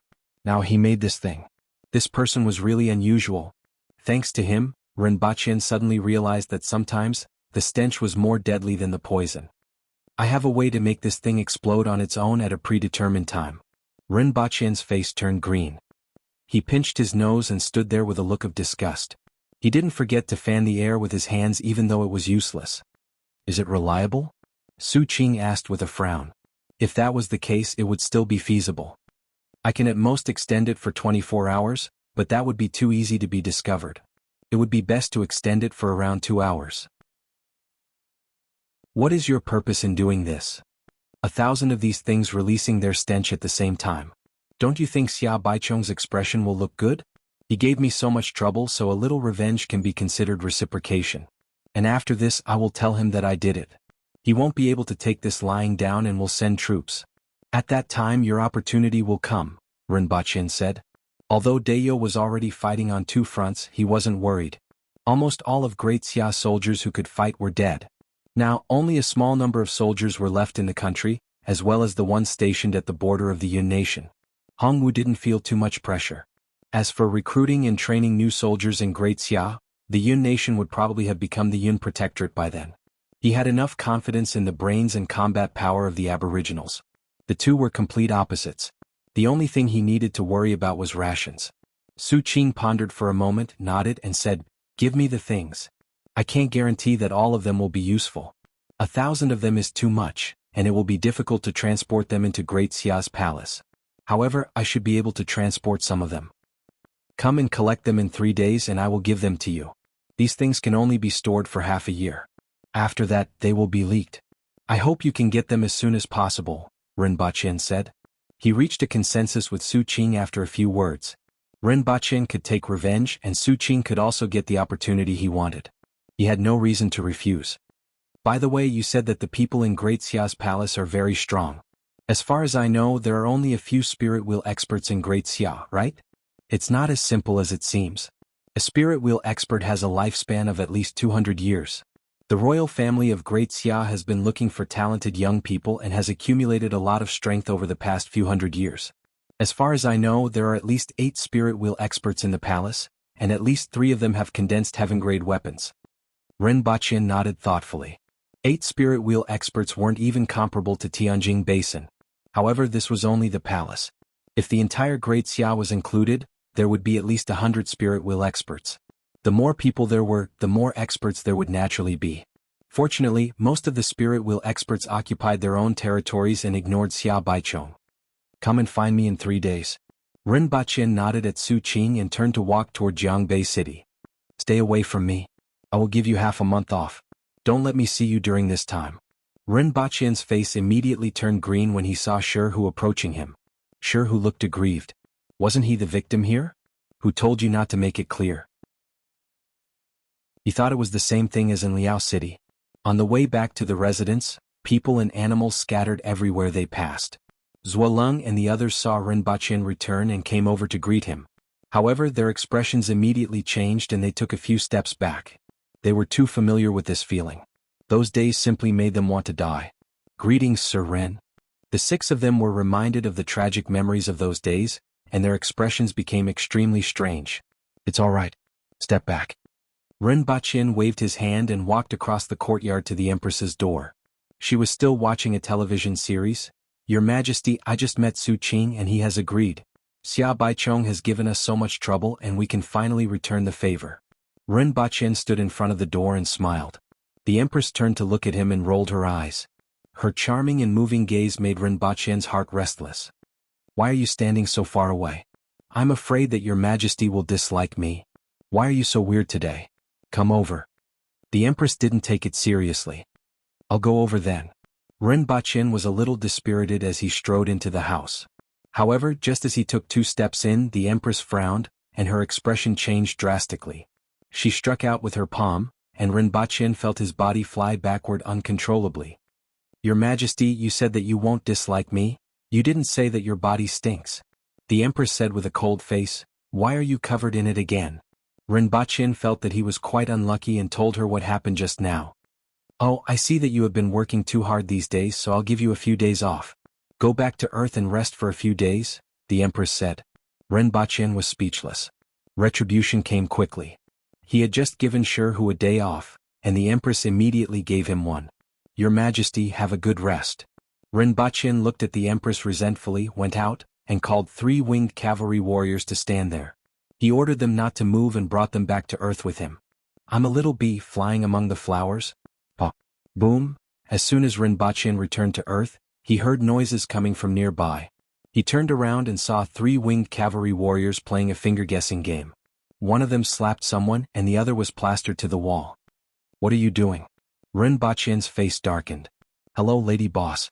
The 3 of them immediately stood up and bowed. Chapter 522. Xinfeng. Rinpoche gritted his teeth when he heard the name of the culprit. This B** starred. She was the one who taught the Lady Boss. She was also the one who taught the finger-guessing game. Although Rinpoche was well aware of her identity, she was a little too daring. Of course, Rinpoche had sufficient reason to believe that if he fired her and found another assistant, it would still be someone from the nation. Perhaps he should go abroad and find a Chinese person. Rinpoche thought about it and asked, Did I say anything that I shouldn't? No. The 3 of them turned around at the same time. Rinpoche was a little doubtful whether they knew what he had said, but he didn't ask any further after hearing their reply. He went upstairs, changed his clothes and called Xinfeng. Where are you? Come to my place. Rinpoche's voice was very calm, and he couldn't tell whether he was happy or angry. However, he was still somewhat dissatisfied with Xinfeng. Although she had been doing a good job recently, he wasn't happy to hear her try to get information out of her. I want to resign. Xinfeng shouted at Rinpoche as soon as she answered the call and immediately hung up. Rinpoche was stunned. What was wrong with Xinfeng today? He hadn't caused any trouble for her yet, but she actually dared to say that she wanted to resign? She even hung up on him? Before he could figure it out, his phone received 3 photos in a row. They were 3 selfies of Xinfeng. He saw a bald, angry and wearing a patient's uniform. Was it a pig's head? His eyes had become slits and one side of his face was completely swollen. He didn't know what kind of medicine was applied on it. His hair was shaved and his head was wrapped in bandages. The background should be a hospital ward. The other photo showed his arm in a cast. Xinfeng then called again. Did you see that? Look at what your B** starred has done. I'm not doing it anymore. I'm not doing it anymore. Whoa. Perhaps it was because she was thinking about her tragic experience, but Xinfeng actually started sobbing. This was quite rare. After all, she always had a very cold and neutral image and it was rare to see her so emotional. It turned out that she was still a woman. Rinpoche was a little puzzled. Was this caused by the 3 idiots below? Have a good rest first. I'll give you a month off. He hung up the phone, ran downstairs, and saw that the 3 winged cavalry warriors who had arrived earlier were showing off to the other 3 about the things in the room. Did you guys beat up Xinfeng? Rinpoche asked with a black face. How many times have I reminded you? No. The 3 of them shook their heads in unison. Not yet? Rinpoche looked at the selfie that Xinfeng had sent and asked, How did she become like this? Play little B.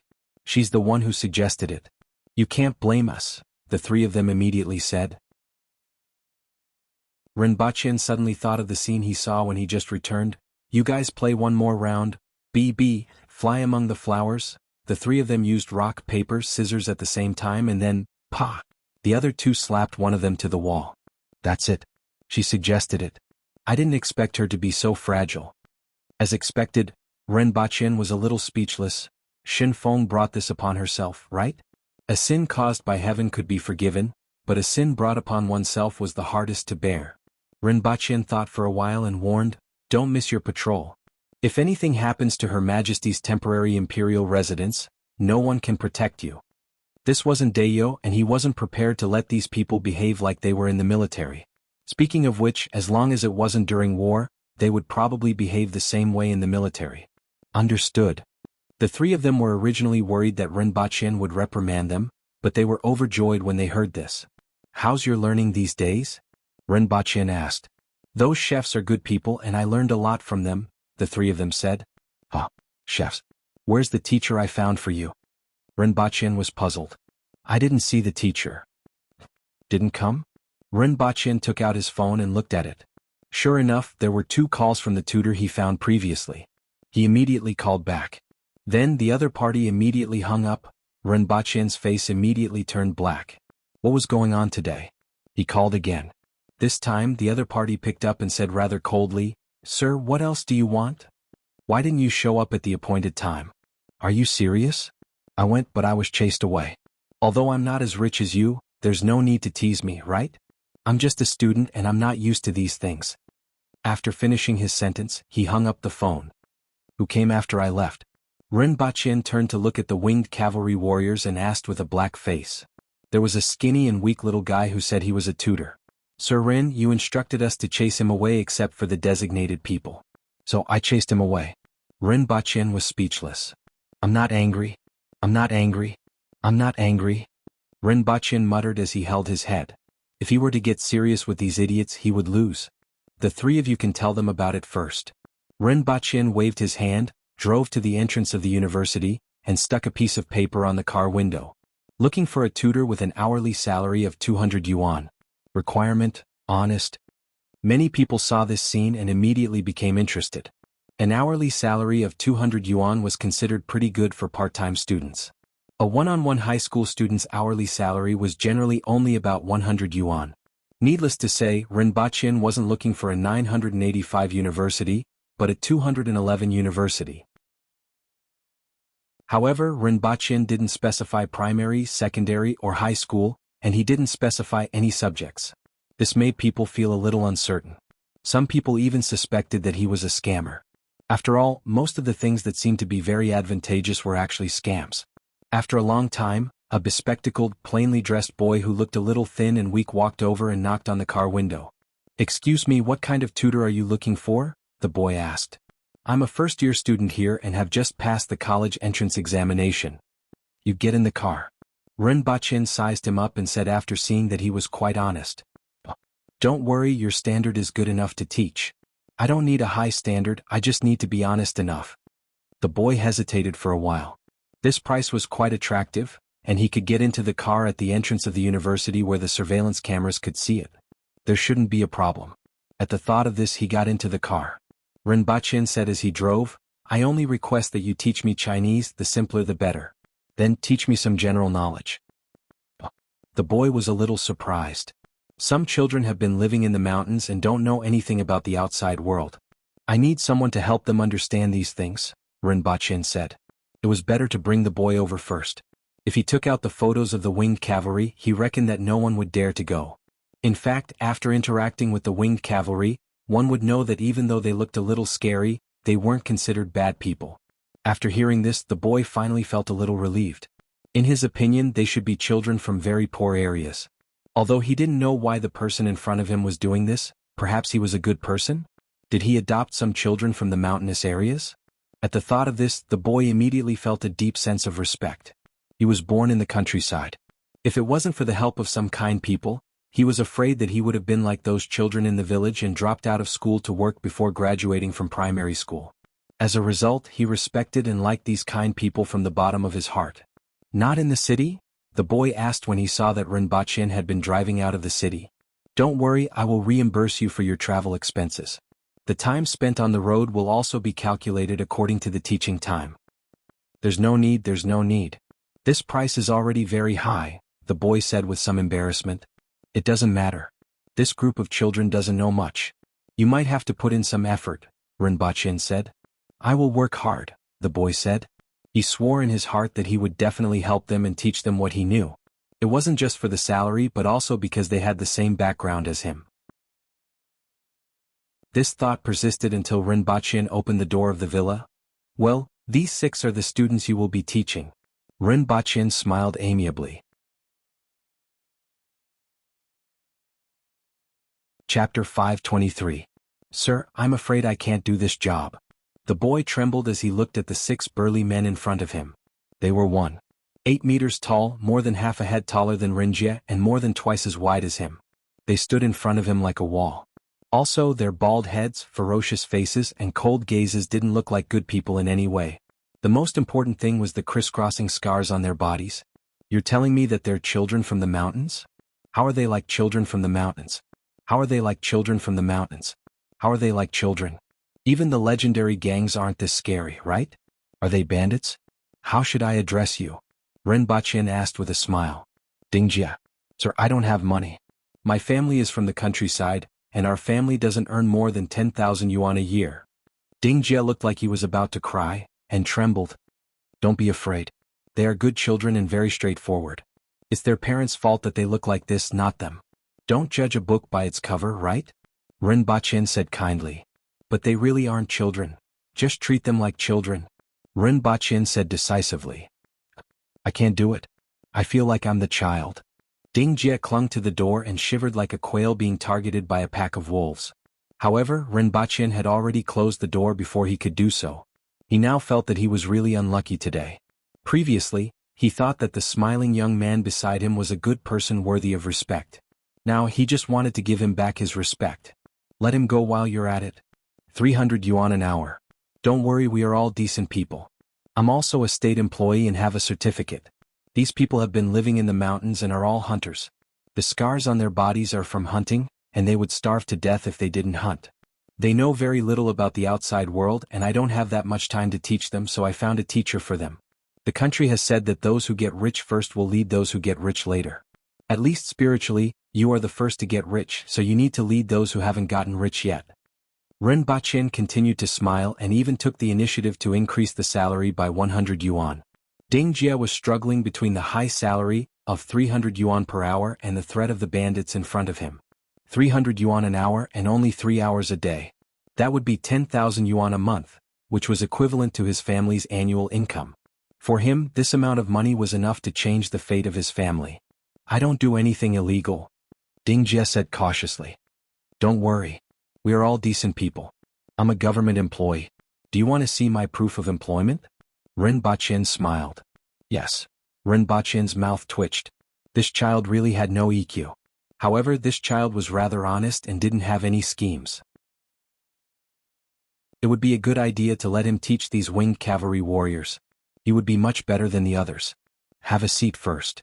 Ren-Bachien pointed at the sofa and went upstairs to get his ID. When he came down, he found Dingjie sitting there awkwardly with his hands on his lap and his head almost burrowing into his pants. In front of him, there were 6 burly men staring at him with wide eyes. Well, don't worry. They just look scary. You don't have to be so restrained. Ren-Bachien threw the ID on the table. Dingjie looked at the contents of the ID, looked at Ren-Bachien and carefully examined the ID.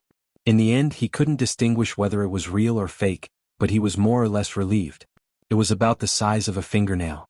He will be your teacher from now on and will be responsible for teaching you some basic knowledge. If you don't understand anything, you can ask him. Remember to respect him. Don't beat him, scold him, threaten him, or use him as fitness equipment. Ren-Bachien said to the 6 winged cavalry warriors.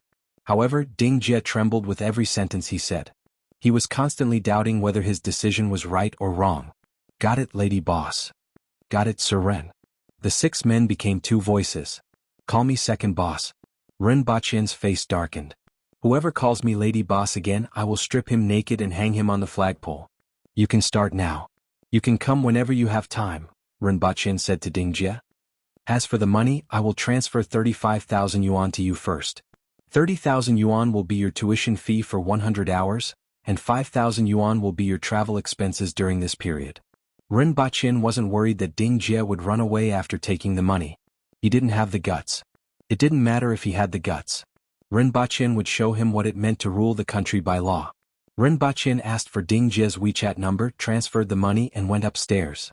After a while, he came down and found that Dingjie had adjusted his emotions and was resisting his fear to ask the winged cavalry warriors. At the very least, he wanted to know what these people knew. His conclusion was that this group of people really didn't know anything. As expected, this group of people came from a mountain village that had no contact with the outside world and made a living by hunting. Regardless of whether it was true or not, he could only tell himself that it was true.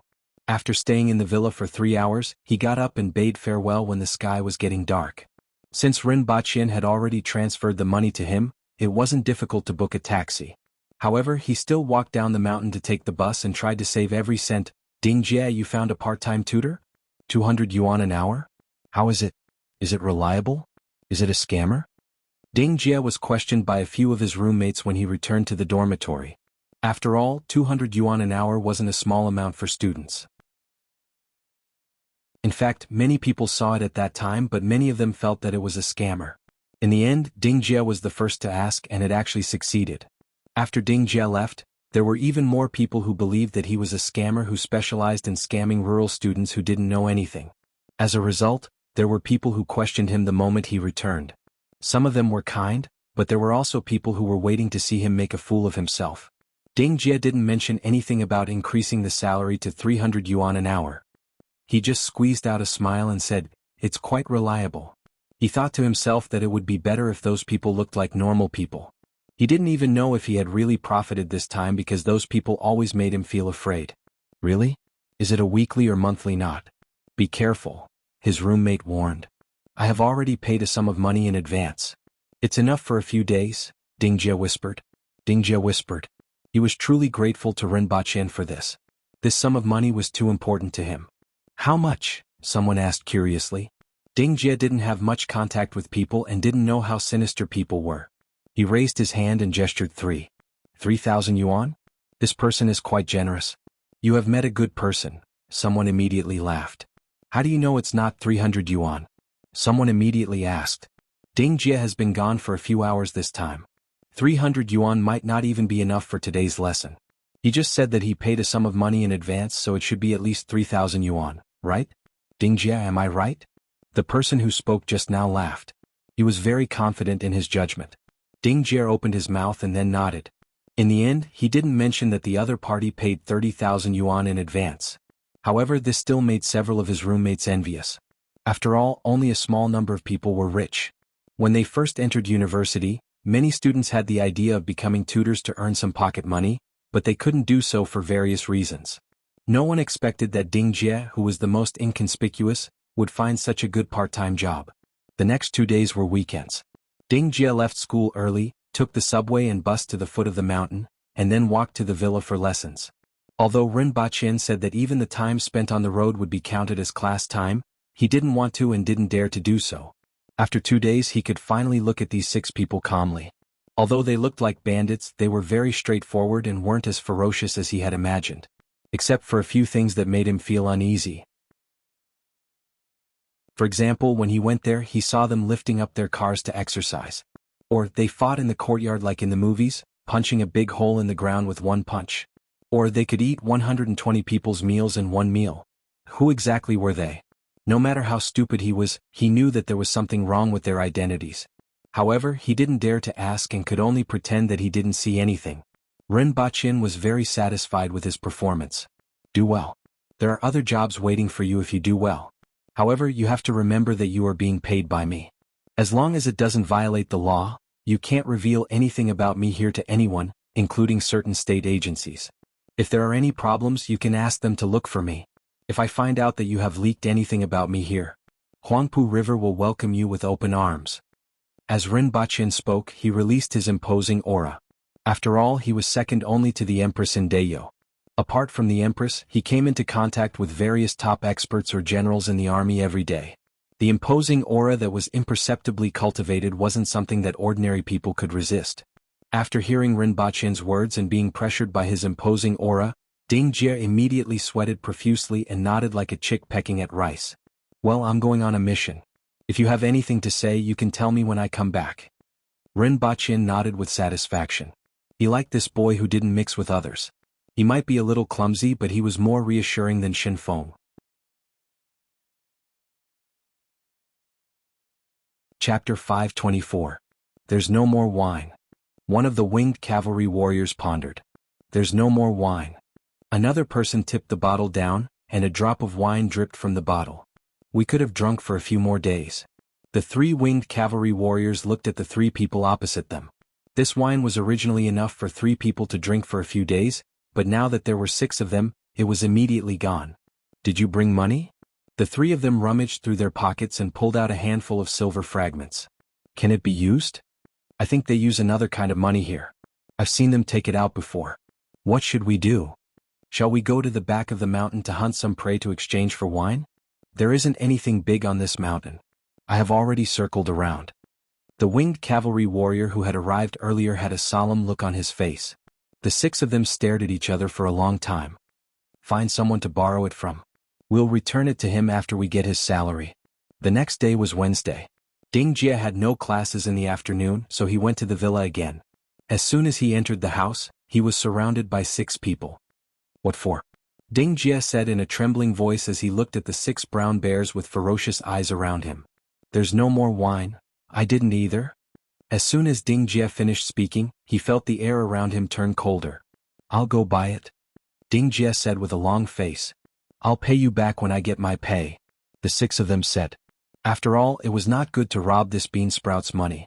It felt like they were robbing a child's candy. After a while, drink. I don't know how to drink. I'll drink. Ding Jie put on a long face and drank 1/3 of the cup in one gulp. He immediately felt as if a knife had slashed across his throat. Then, his stomach was filled with heat, causing his face to immediately turn red. Little B. How do we play? I see. The 6 men whispered to each other for a long time before their gazes landed on Ding Jie again. No. I really don't. You guys play. I'm sorry, I'll play. Ding Jie pulled a long face. What did I do wrong? I'm a tutor. I'm not here to buy wine for you, nor am I here to drink with you. Didn't we agree not to threaten teachers? 2 little bees, flying among the flowers, flying, fly, pop. One of them flew out and slammed heavily into the wall. Bang. The whole house was shaking. Ding Jie's face turned green when he saw this. His dizzy mind immediately sobered up and he said in a trembling voice, Can I stop playing? Don't worry, you are so fragile, I will be gentler. The winged cavalry beside him comforted him. Ding Jie, is it the difference between dying without an intact corpse and having an intact corpse? Do you want to beat me to death? How can a real man be so timid? Another winged cavalry warrior grinned, and the scar on his face became even more hideous. But I'm really scared. I'm different from you guys, 2 little bees, flying among the flowers, flying, pop, bang. Ding Jie was trembling like a quail. By the time the sky turned dark, the faces of the 6 winged cavalry warriors were swollen like pigs. Miraculously, Ding Jie was unscathed. Brat, you're awesome. One of the winged cavalry warriors laughed heartily and patted Rinpoche's shoulder, almost knocking him into the ground. Not bad, not bad. I didn't drink your wine for nothing today. Tomorrow I will teach you a set of boxing techniques. It's the most powerful boxing technique in our village. Everyone practices it and it will make the neighboring village jump up and down. Ding Jie was still a little dizzy when he left the villa.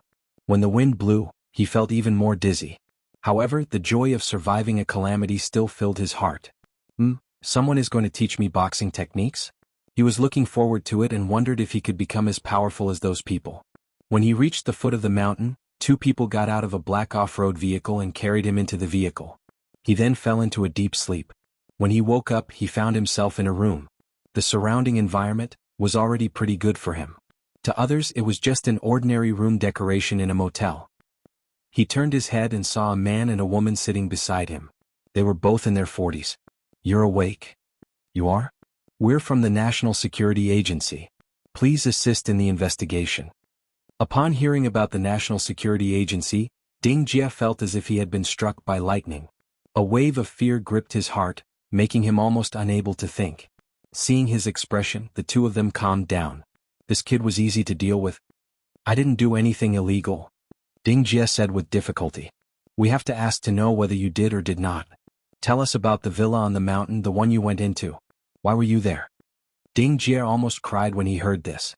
It was indeed because of the group of people on the mountain. Wasn't that guy surnamed Rin a citizen of the country? Could he be lying to him with a fake certificate? Give me a glass of water first. Ding Jie whispered. After drinking half a glass of water and feeling a little better, he told them about being a home tutor. What have they been saying these days? Tell us what you know.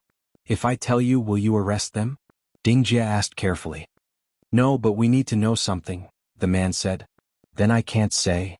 Ding Jie immediately shook his head. Ding Jie's reaction stunned the 2 of them. Did he threaten you? Ding Jie nodded vigorously. We are citizens of the country. We can protect you. Ding Jie shook his head again. Do you think the country can't protect you? Ding Jie shook his head. Then what are you afraid of? Do you think we can't protect you? Ding Jie nodded heavily. The two of them were speechless. Does your family know that you are so honest? If you don't tell us, we can arrest you. The man put on a stern expression. If possible, he didn't want to do this. After all, he still hoped to get the other party's help. However, this guy was too funny. Ding Jie trembled, but after thinking about what that person said, he mustered up his courage and said, "He said his name is Ren Baqian. If you need anything, you can look for him. Miss Qing Yuan, where's Her Majesty?" Ren Baqian had just returned to Dayo and went to the Empress's room to greet her, but she wasn't there. Her Majesty drank some wine just now and said she was bored. She went out for a walk, Qing Yuan said while wiping the table. How long has she been gone? Ren Baqian nodded and threw a bag of white rabbit creamy candy to her. Less than 4 hours, Qing Yuan said with a smile. Get someone to inform me when Her Majesty returns. Ren Baqian smiled and left. In the past, there were always various dramas of emperors wanting to leave the palace and various ministers admonishing them. This didn't exist for the empress. As long as she didn't go to the Great Xia Palace for a walk, it was fine. With the empress's strength, as long as she didn't run into an enemy encirclement, no one in Tianjin Basin could do anything to her. In everyone's opinion, the empress was bored and wandering around the city or not far from it. However, at this moment, the empress was holding a bottle of wine and standing at the foot of a mountain in the distance. In front of her was a winding mountain road that wasn't considered steep. The mountain road was about 3 meters wide and had been excavated for many years. After passing through this winding mountain road, there was a vast expanse of open space in front of her. 3 surging rivers were lying on the ground like 3 huge dragons sleeping soundly. This was the origin of the name Wang Estuary. Back then, when the Hao nation was powerful and prosperous, many literati left their writings here. The empress looked at the mountains in front of her, drank a mouthful of wine and floated like a fairy. Ren Baqian's movements were too slow. After staying in Tianjin Basin for too long, she wanted to return to the palace. She heard that there were a few experts here. If she killed them, the advancement of the army would be much faster. The empress's face was slightly red and she looked a little tipsy. She shook the wine bottle, which was still half full. With a light tap of her feet, the scenery on both sides quickly moved backward. There were a few sentries in the forest in the distance. When they saw a woman in red standing in the distance, they were hesitant about whether to issue a warning. After all, the other party was only one person, and they were afraid of making a fuss over a minor issue. In the blink of an eye, the woman disappeared. Subsequently, a gust of wind swept past the sentries. An astonishing aura rose from the forest. An old man sitting at the top of the mountain suddenly opened his eyes, and a cold glint flashed in his eyes. This aura. Is it a challenge? Somewhat familiar. Is it Qi Xiao? The old man's face changed. His body blurred and he appeared on a big rock as he looked down the mountain. It's Qi Xiao. A figure appeared beside him. What should we do? Retreat. Both of us aren't her match and she won't do anything to those ordinary soldiers. But there are still our disciples. She won't do anything to them. Let's go. It will be too late if we don't leave now. Following their conversation, many people in the mountains looked up and saw a red figure emitting an astonishing aura leaping up from the forest and heading straight for the mountain peak. I'm getting tired of this. All of you quickly come down and die. The Empress took advantage of her drunkenness and let out a long whistle that shook the wilderness. All the birds and beasts in the mountains lowered their heads. Chapter 525. Ren Baqian sat on a chair and opened the box next to him. Inside were black tokens that were decorated with fish dragon patterns. On the front were 3 blood-red words, Rearguard Commandery, and 2 red words, Baihu were written on the back. The tokens were only the size of a palm, weighed about 2 ounces and were completely made of alloy. Each of your tokens is also proof of your identity. When you meet people from the court and the Rearguard Commandery, show them first to prove your identity, Ren Baqian said as he distributed the tokens. When everyone received the tokens, they found that they were extremely exquisite and had fine lines. There were no traces of carving at all, and they couldn't be imitated. Ren Baqian watched from above as everyone put away the tokens and said, "There are 2 tasks for everyone to complete." "Please speak, sir," everyone immediately said. Now that everyone had received their tokens and their identities had been confirmed, they could only listen to what Ren Baqian said. Ren Baqian never said that the Rearguard Commandery was a city gate that could be entered and exited at will. From his previous methods, everyone could guess what would happen to him if he wanted to withdraw from the battle. Rinpoche got up and opened the box next to him. He took out a few binoculars and handed them to everyone. Try it. Everyone took the strange thing from Rinpoche and asked after a while, Sir, how do we use this thing? Rinpoche picked one up, put it in front of his eyes and took a look outside. Everyone immediately understood. One of them put the binoculars in front of his eyes and looked outside the courtyard. He suddenly exclaimed in surprise and his expression changed. It wasn't just one person but several people in succession. Through this thing in their hands, the distant courtyard wall seemed to be right in front of them. The little damage on it as well as the weeds sticking out of the wall could be seen clearly. Senior Chi, what's wrong? Someone asked in a low voice. These were all earth wheel experts who wouldn't easily be surprised by anything. At this time they were surprised with such a thing which puzzled others. Look. Senior Chi handed the binoculars to him. The others used the binoculars to look at things in the distance. Some even used the binoculars to look at the people opposite and were shocked. On the opposite side of the binoculars were two dark holes full of weeds. After taking a few steps back, they realized that they were actually nostrils. Everyone passed the binoculars to each other and took a look. When they looked at this thing again, their eyes were filled with amazement. Although this thing couldn't increase one's strength, it was very useful. This is a telescope. As long as it's within sight, everything can be magnified 10 times, which is equivalent to getting closer by 10 times. Even objects the size of insects in the distance could be seen clearly with this thing. In addition, there's another thing called night vision. It can see the human body in the distance at night.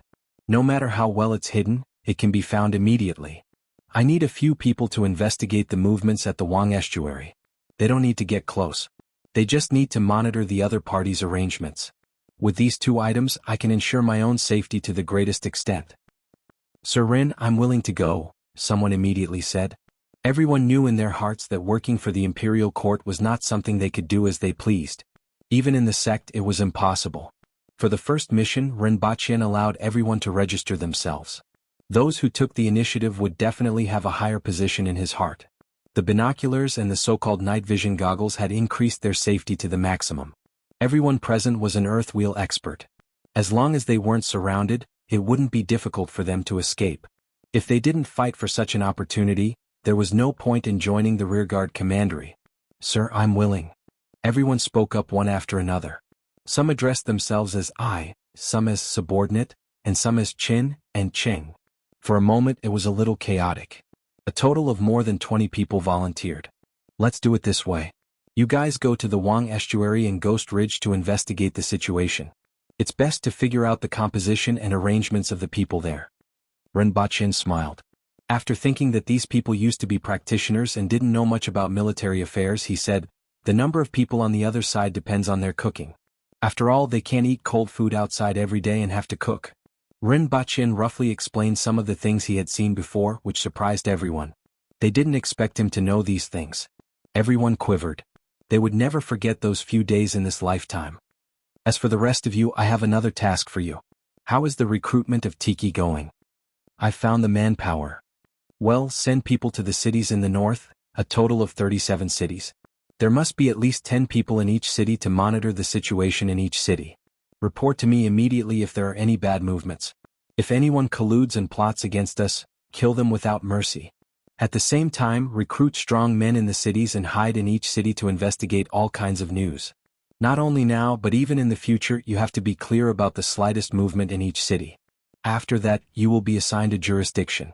If something goes wrong in someone's jurisdiction, I will take that person's head. Rinpoche said sinisterly. Yes. Everyone was shocked. After speaking, Rinpoche leisurely sat back in his seat.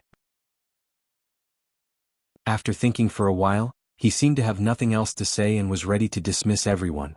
At this moment, a red shadow landed in front of the door. Your Majesty. Rinpoche stood up and cupped his hands. The red muslin on the Empress seemed to be torn in two places. Just as Rinpoche was about to ask what happened, the Empress threw two heads to the ground with a cold face. Your Majesty, this is? Rinpoche was stunned and asked softly. The Empress ignored him and walked away from the door. Qing Xianjun. Fox Roji. Everyone was shocked when they saw the two heads on the ground. Huh. Rinpoche thought for a while. He had heard of these two names before. They were two of the 18 earth wheel experts in Tianjin Basin. In particular, Fox Roji. Most people would think that this name belonged to a woman, but it was actually a man. When he was young, he was called Young Fox because he liked to put on makeup. Even when he was older, he was still the same. Many people secretly called him Fox Roji. If he remembered correctly, Zhuqing was injured by the two of them a few days ago. Sure enough, it's the two of them. Everyone whispered. They seem to be at the Wang estuary, right? Qi Zixiao went to the Wang estuary? Everyone was shocked. The Empress actually went to the Wang estuary to kill these two spirit wheel experts? Everyone knew that the Empress was very strong, and the battle at Mount Wu had proven this point. However, the Empress went to the Wang estuary to kill two people and came back without any injuries. This still surprised everyone. With a top expert like the Empress and the winged cavalry around, the Revolutionary Army in the south wouldn't be able to resist them. Surrendering was indeed the right choice. Otherwise, they would end up like these two people. Ren Baqin snorted. The person who spoke earlier immediately realized that he had made a slip of the tongue. He quickly lowered his head and said, "It was a slip of the tongue. Please forgive me, sir." Ren Baqin squinted at him, memorized his appearance and said, "Now that the two spirit wheel experts at the Wang estuary are dead, you can leave with peace of mind." Yes. Many Baihu who were heading to the Wang estuary were in high spirits.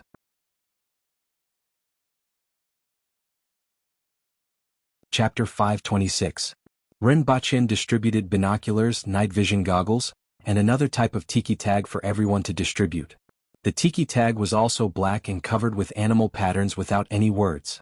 After everyone left, Ren Baqin called Zuoleng and the other 5 over and instructed, "Find a house and temporarily use it as a place for the rearguard commandery to handle affairs.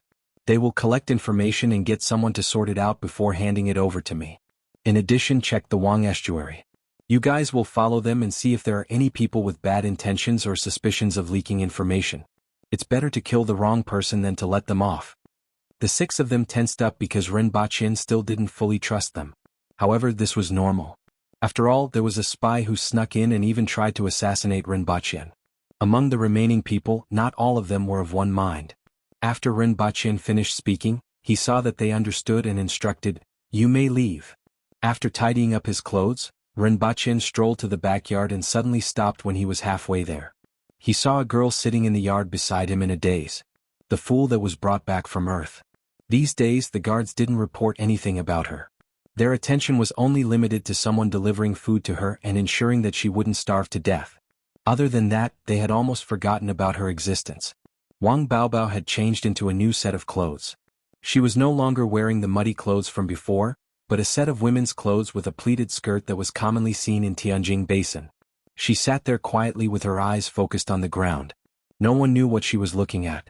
Ren Baqin walked over, followed her gaze, and saw 2 insects that looked like a beetle on the ground. "A duel? Do you remember anything?" Ren Baqin stood in front of her and asked faintly. There was no response. "Who changed your clothes?" Ren Baqin asked again. Wang Baobao looked up at him in a daze before lowering her head to look at the 2 insects. "Guards!" Ren Baqin shouted. "Sir Ren. Who changed her clothes?" Ren Baqin wanted to know the answer to this question. "It was Miss Qingyuan. I felt that her clothes didn't look good here, so I got someone to get her a new set of clothes to change into." "Oh, that's all." Ren Baqin waved his hand, looked down at Wang Baobao and turned to leave. From the beginning to the end, Wang Baobao didn't react at all. When Ren Baqin arrived at the Empress's room, he saw that she was taking a nap on the bed. The door was open and Qing Yuan and Hong Luan were nowhere to be seen. Seeing this, Ren Baqin didn't disturb her. He waited in the courtyard for a long time before he heard the Empress wake up. "Your Majesty." Ren Baqin stood in front of the door and cupped his hands in greeting. He saw the Empress sitting on the bed.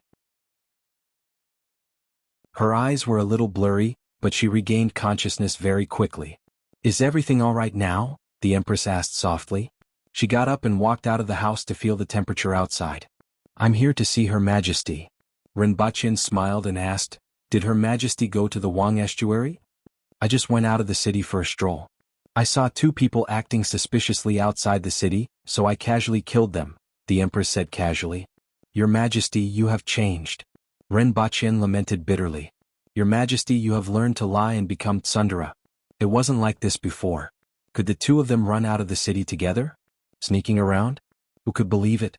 The Empress glared at him with her beautiful almond-shaped eyes. She had an expression that said, I'll paste you to the wall if you don't explain yourself. Rinpoche felt a chill down his spine and changed his words. Your Majesty's bearing is getting more and more amazing.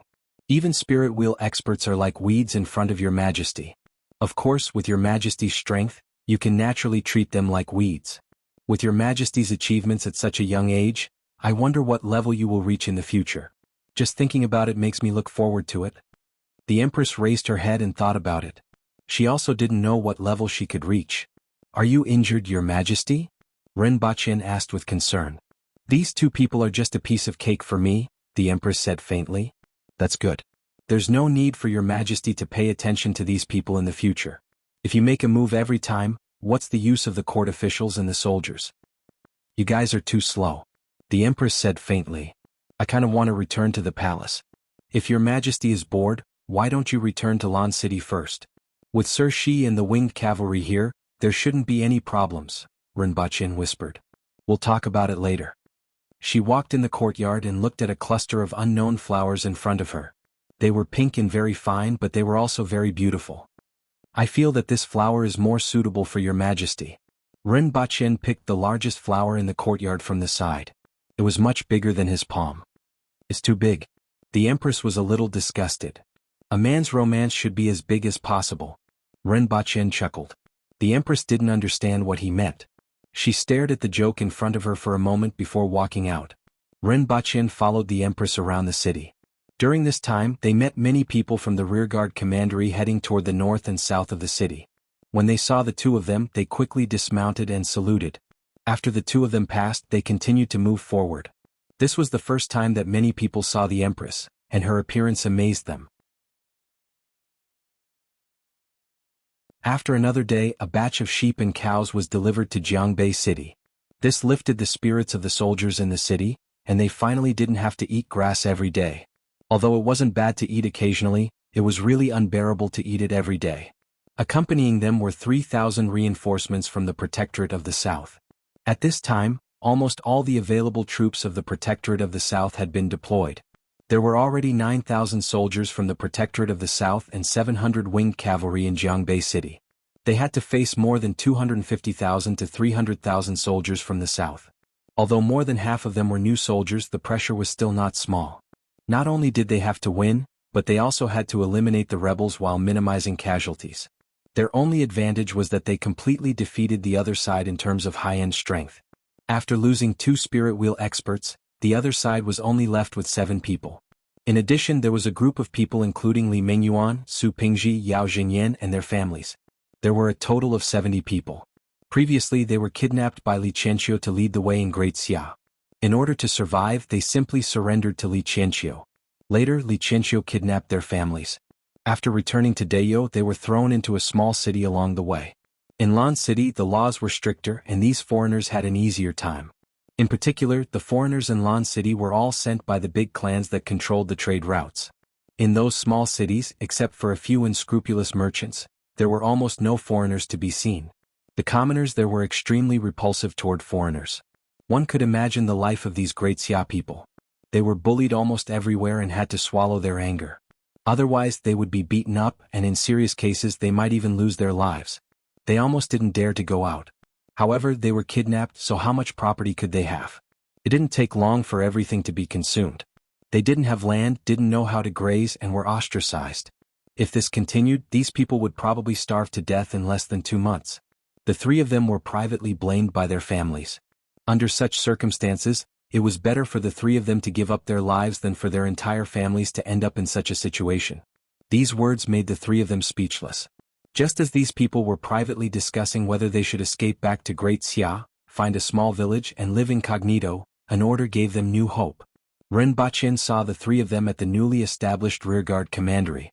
He saw that the 3 of them were tanned, skinny, and their clothes were full of stitches. You guys are a little miserable. Rinpoche couldn't help but say. He had heard a little about what happened to the 3 of them, but he didn't expect them to be so miserable. Sir, if you have any orders, we will go through fire and water without hesitation. We only hope that you can give our families a place to settle down, the 3 of them said loudly with respect and hope in their eyes. This was the look of hope after everything had been obliterated by reality. Are you all scholars in Great Xia? Rinpoche asked. Yes. We originally came out to travel before the examination, but all sorts of things happened later on. The three of them looked like they couldn't bear to look back at the past. What do you know? Rinpoche asked. I know about all the classics and ancient books. I also know something about mathematics and the like, the three of them answered. 156 plus 611 minus 203 plus 24. What's that? Rinpoche asked casually. It's 540, sir, one of the thin and small men answered. What's your name? Rinpoche finally met someone who could add, subtract, multiply, and divide verbally after coming to this world. This made him feel like he had discovered a talent. Sir, I'm Yao Jingyan. What about you guys? Rinpoche looked at the other two. I'm Li Mengyuan and Su Pingji. The other two quickly answered. The three of them were very humble. Even in Great Xia, their knowledge was considered superior among the younger generation, so they were naturally a little arrogant. However, after experiencing a series of events, that arrogance had long been worn away. The three of you will work in the rearguard commandery for now. You will be responsible for sorting out and collecting all kinds of information. If you do well, you will be promoted. As for your families, I will get someone to make arrangements for you, Rinpoche said faintly. In his mind, these three people were useful. After all, they couldn't return to Great Xia now and had almost no way out. Instead, they were more reliable than some people in Tianjin Basin.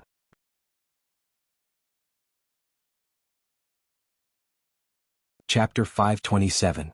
Your Majesty, there are 2 more days before the deadline of 30 days is up.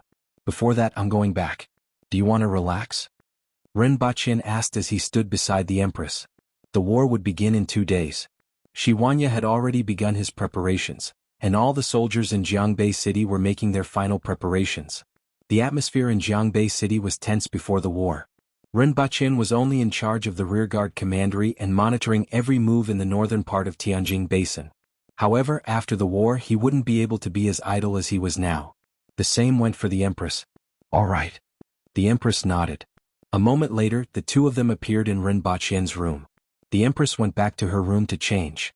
Rinpoche turned to look at the gloomy sky outside the window and remembered that another year was about to pass. He picked up his phone to look at the date and was surprised to find that it was December 31st, the last day of 2019. After today it would be 2020. The first time he came to Dayo was in the summer of 2017.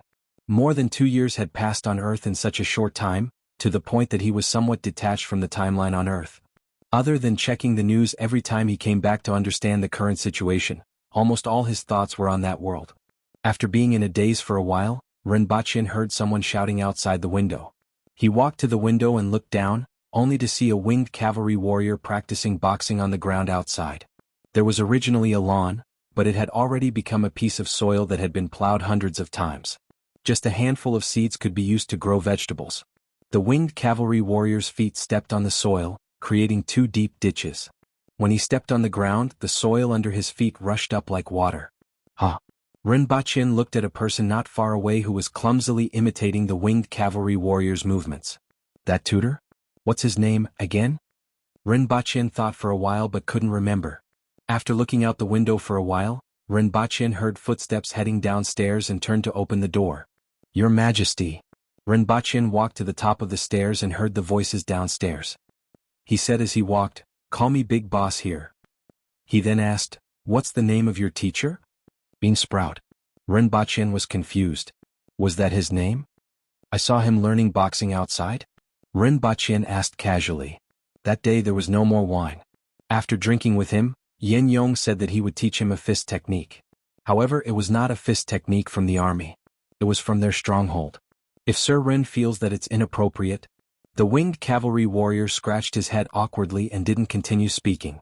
After all, he had already said it, so he couldn't go back on his word. So be it. Just remember what you can say and what you can't, Rinpoche said as he walked over and sat beside the Empress. He switched on the television to watch the news.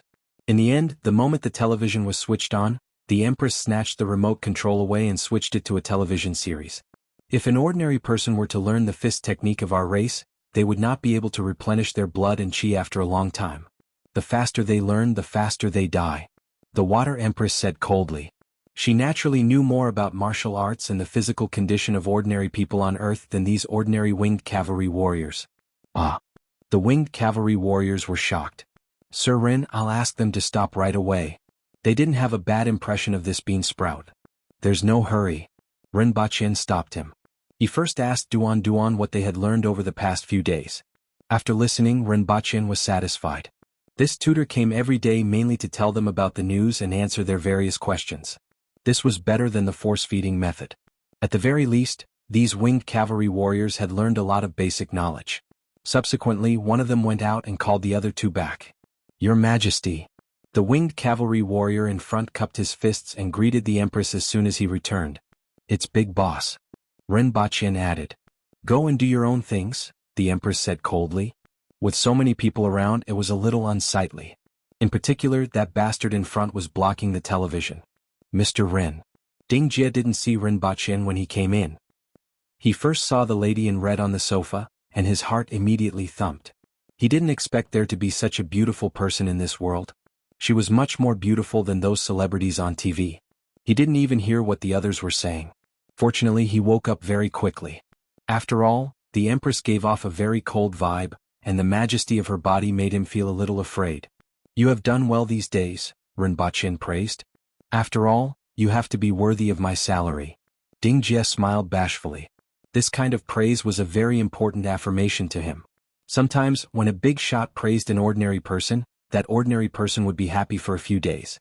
To him, Rin Baqin was that big shot. Yen Yong said that I shouldn't be in charge of teaching you this boxing technique, but you don't have to learn it, Rin Baqin said while looking at Ding Jie's expression. Ding Jie looked disappointed when he heard that. After all, he wanted to be like these people. Every boy had the dream of becoming a hero. However, Rin Baqin's words destroyed this path. However, he also knew that he was already taking advantage of such a high salary. Therefore, after feeling disappointed, he quickly felt relieved. Rin Baqin was satisfied when he saw his relieved expression. An idea popped up in his mind and he asked, Do you want to work for me? He also lacked a few people who could take care of everything on Earth. He didn't attach much importance to ability because he could find all kinds of capable people. As long as he showed some interest, the nation would definitely find some people to work for him. These people were very capable, but they weren't his people. He needed people who could listen to him and had nothing to do with the nation. The little guy in front of him, whom he had found on the spur of the moment, seemed to have a simple temperament and could be used by him. Isn't it now? Ding Jie didn't quite understand what he meant. From now on you will always work for me. This includes when you are in university, after you graduate, and until you die, Rin Baqin said faintly. Ding Jie's eyes widened and he couldn't believe what he heard. My identity is a little special, so once you get on my boat you can't get off. If you want to get off you can only die. However, if you work for me you can get what you want. Money, status, and how much you can get depends on your ability and how loyal you are, Rin Baqin said faintly. Ding Jie was a little confused. Rin Baqin's words were a little too distant for him. Before today he didn't expect to encounter such a thing. Mr. Rin? Ding Jie was a little dumbfounded and didn't know how to continue speaking. You can go aside and think about it, Rin Baqin said. Then Ding Jie really went to the side to think about it. Rin Baqin smiled and thought that this little guy was quite honest. The Empress glanced at Ding Jie and didn't see why this little guy was worth Rin Baqin's attention. She then continued to watch her television. Mr. Rin, why me? Ding Jie ran over to ask Rin Baqin after a while. He felt that he wasn't outstanding and had only been a tutor a few times. Although he didn't understand Ding Jie, he could tell that he was very rich. Such a rich person could find any kind of person he wanted, right? Because your identity is clean, Rin Baqin looked at him and said. A clean identity is the most important thing to me. Ding Jie didn't understand what Rin Baqin meant and asked cautiously, Will I break the law? No. Don't forget my identity. I never break the law, Rin Baqin said. But someone came to look for me a few days ago, Ding Jie whispered. Rin Baqin's expression turned cold when he heard this. Who was it? What did they say? Ding Jie then recounted what happened that day. At that time he was just too stubborn and didn't say anything. The other party didn't make things too difficult for him. They only gave him their phone number and promised him some things. Of course there were also threats. After all, the other party was from the security department and Ding Jie was just an ordinary student from the countryside. They were confident that even if Ding Jie didn't agree, he wouldn't say anything. After all, he was just a tutor. They didn't expect Ding Jie to betray them. After listening, Rinpoche picked up the phone beside him and called Yang Senior. Your people have crossed the line. My concessions are limited. Yang Sun was a little confused on the other end of the phone. What happened? Rinpoche recounted the incident in a very cold voice and said, don't tell me that you don't know about this and that it was done by a temporary worker. Since he made a deal with the nation, he had given a lot of things to the nation, but the nation had given him very little in return. The things that both parties had given had always been unequal. He didn't care about these things. After all, he had other requests. Besides, he had been playing his part now. Other than Wang Ji courting death, he hadn't caused any trouble. Even so, there were still people who did this. This was simply challenging his tolerance. Mr. Ren, calm down first. I really don't know much about this matter. What do those two people look like? What are their names? What's their phone number? Yang Sun was sweating a little. He could hear the anger in Rinpoche's cold voice. He didn't want to provoke this person. Although he was backed by the nation, the other party had something that even the nation coveted. Furthermore, he also had a paradise behind him. Putting everything else aside, as long as a group of experts came over, Shanghai would be in chaos. Even if the nation could deal with them, many people would lose their lives and lose the opportunity to obtain things from them. No one could bear the consequences of such a thing. After asking Ding Jie, Rinpoche told Yang Sun and said coldly, you have to give me an explanation for this matter. Then he hung up the phone and sat there without saying a word. He wondered if Yang Sun really didn't know about this matter or if he was just pretending. Now, it all depended on what explanation he had to give. Ding Jie shrank his head like a quail. The cold aura of the person in front of him made him feel fear from the bottom of his heart. After an hour, Yang Sun called back and said, Mr. Rin, I have found them. They are my people. They were instructed by someone else. Oh. Rinpoche asked coldly. Mr. Rin, I can't tell you who is behind this. You can imagine some situations. There are always people who have their own ideas and do things that harm both parties. I'll report this matter to my superiors and give you an explanation. I promise that I will never do such a thing. Rinpoche's expression softened a little and said, I want to see an explanation and at least some sincerity. I also want a guarantee that such a thing won't happen again. Otherwise, I don't think I need to say more.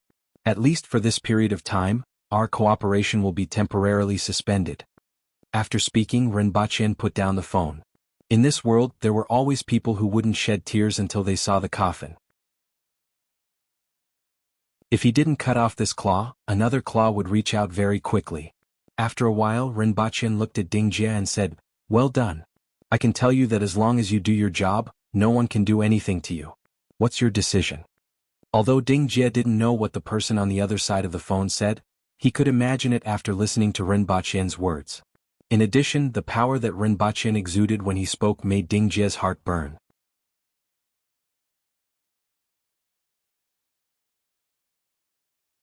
Chapter 528. Mr. Rin, what are you going to do? At this moment, Yang Sun was in a terrible fix. The previous matter hadn't been resolved. Even though the higher-ups were very angry after hearing his report, some people really didn't care about the big picture. However, they found out that the person was of high status. Furthermore, the other party wasn't just one person, but an entire faction. Therefore, it wasn't that easy to deal with him. At this time, there was news that Rinpoche had booked a plane ticket to Africa. Yang Sun was stunned when he heard this news. What was he going to do? What was he going to do in Africa? Instead of guessing, it was better to give Rinpoche a call and ask him directly. That was how the above sentence came about. Travel. Recently, I've been very interested in how giraffes mate. You won't stop me, right? Or do you think I'll run away? Don't worry, I'll wait for an explanation. Rinpoche smiled casually and put his phone in his pocket. At this time, he and the Empress had already arrived at Pudong Airport. The Empress was dressed in red and wore sunglasses. On the other hand, Rinpoche was wearing an ordinary jacket and jeans. He was carrying a small bag. The two of them mixed in the crowd and didn't attract much attention. However, there was an empty space around them, which could be seen after careful observation from afar. As the two of them moved forward, everyone would subconsciously make way for them and stay away from them. This kind of small trick was the Empress's specialty. More than 20 hours later, the two of them appeared in a hot country, Congo. However, Rinpoche's target wasn't here, but the country next to Congo.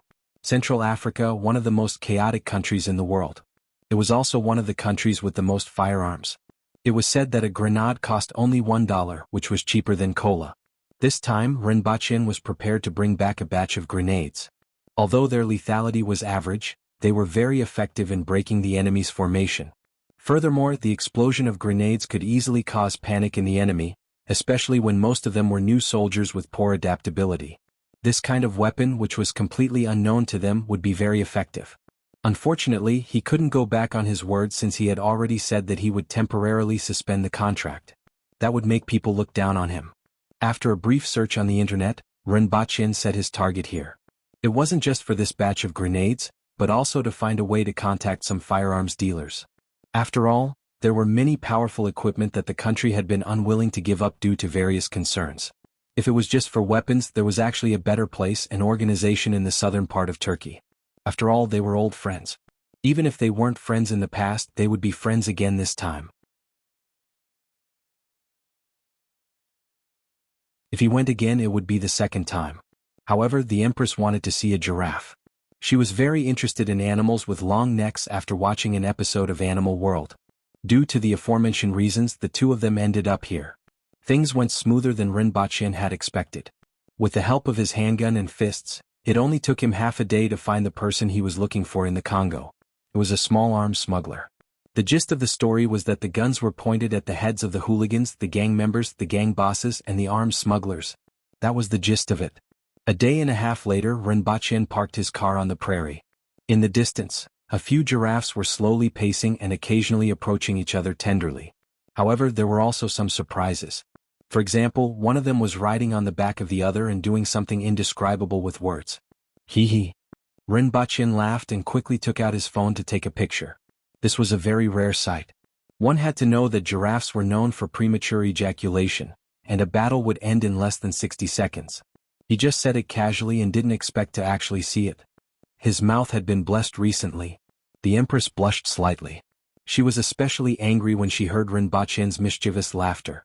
She stretched out her hand and threw Rinpoche out of the car. He flew in an arc and landed beside a few giraffes, scaring them away. Ah! Rinpoche let out a long scream in the air. His voice was not so much panic as mockery, which made the Empress even more angry. The Empress looked at the giraffes that were running away in all directions, flashed, and landed on the back of one of them. No creature naturally liked to be ridden, even a gentle animal like a giraffe. After a blood-soaked battle, the giraffe gave in and carried the satisfied Empress on its back to let loose on the African savanna. From this incident, Rinpoche learned a principle. Money wasn't omnipotent. At least, giraffes didn't recognize money. However, force was omnipotent. It was universal no matter the time. It didn't matter if the target was a chihuahua or a human. Rinpoche followed the giraffe in his car while posting the pictures he had taken to his WeChat moments. At the same time, he observed how the Empress communicated with the giraffe. When it wanted to turn left, the Empress would say left, and slap the giraffe's right neck. The giraffe's entire body tilted to the left. The opposite was also true. After such a long time, this giraffe was miraculously full of spirituality. When the Empress pointed to the east, it wouldn't go west. When the Empress asked it to chase a dog, it wouldn't chase a chicken. Rinpoche took out his phone and took a picture of this scene. A giraffe carried a lady in red and ran wildly on the prairie. It was full of harmony between man and nature, and the warmth between man and animal. The Empress's mood came and went quickly. After playing for about half a day, she returned to the car and said, "Let's go back." As soon as she left, the giraffe that was happily with her ran away as if it was running for its life. Rinpoche chuckled and showed her the picture of the Empress riding on the giraffe. He praised, "Very beautiful. Beautiful as a fairy." The Empress was in a good mood and wrinkled her nose. She would only reveal such a girly expression in front of Rinpoche when she was in a good mood. Then her face turned cold and she asked, "Who's a fairy?" Rinpoche was speechless. Half a day later, the two of them returned with 1,500 made IN grenades. In China's 82-2 grenades returned to Dayo. The sky was already dark. Two galaxies hung in the sky like a cross. "I still feel that Dayo's sky is more beautiful," the Empress said as she looked up. "It's the same principle as when one's own sun is better," Rinpoche added. Bang! The Empress slapped Rinpoche to the wall and returned to her house with a cold look. This damned bastard was getting more and more unbridled recently. Sometimes, his words were extremely touching and sometimes infuriating. Sooner or later he would be hung on the city wall. Rinpoche fell from the wall. He stretched his lower back before smiling at the Empress and said, "Your Majesty, rest early." After which, he asked the guards to place the grenades in an empty house. With his hands behind his back, he strolled back to his room with a smile on his face. Sometimes it was good to tease the Empress.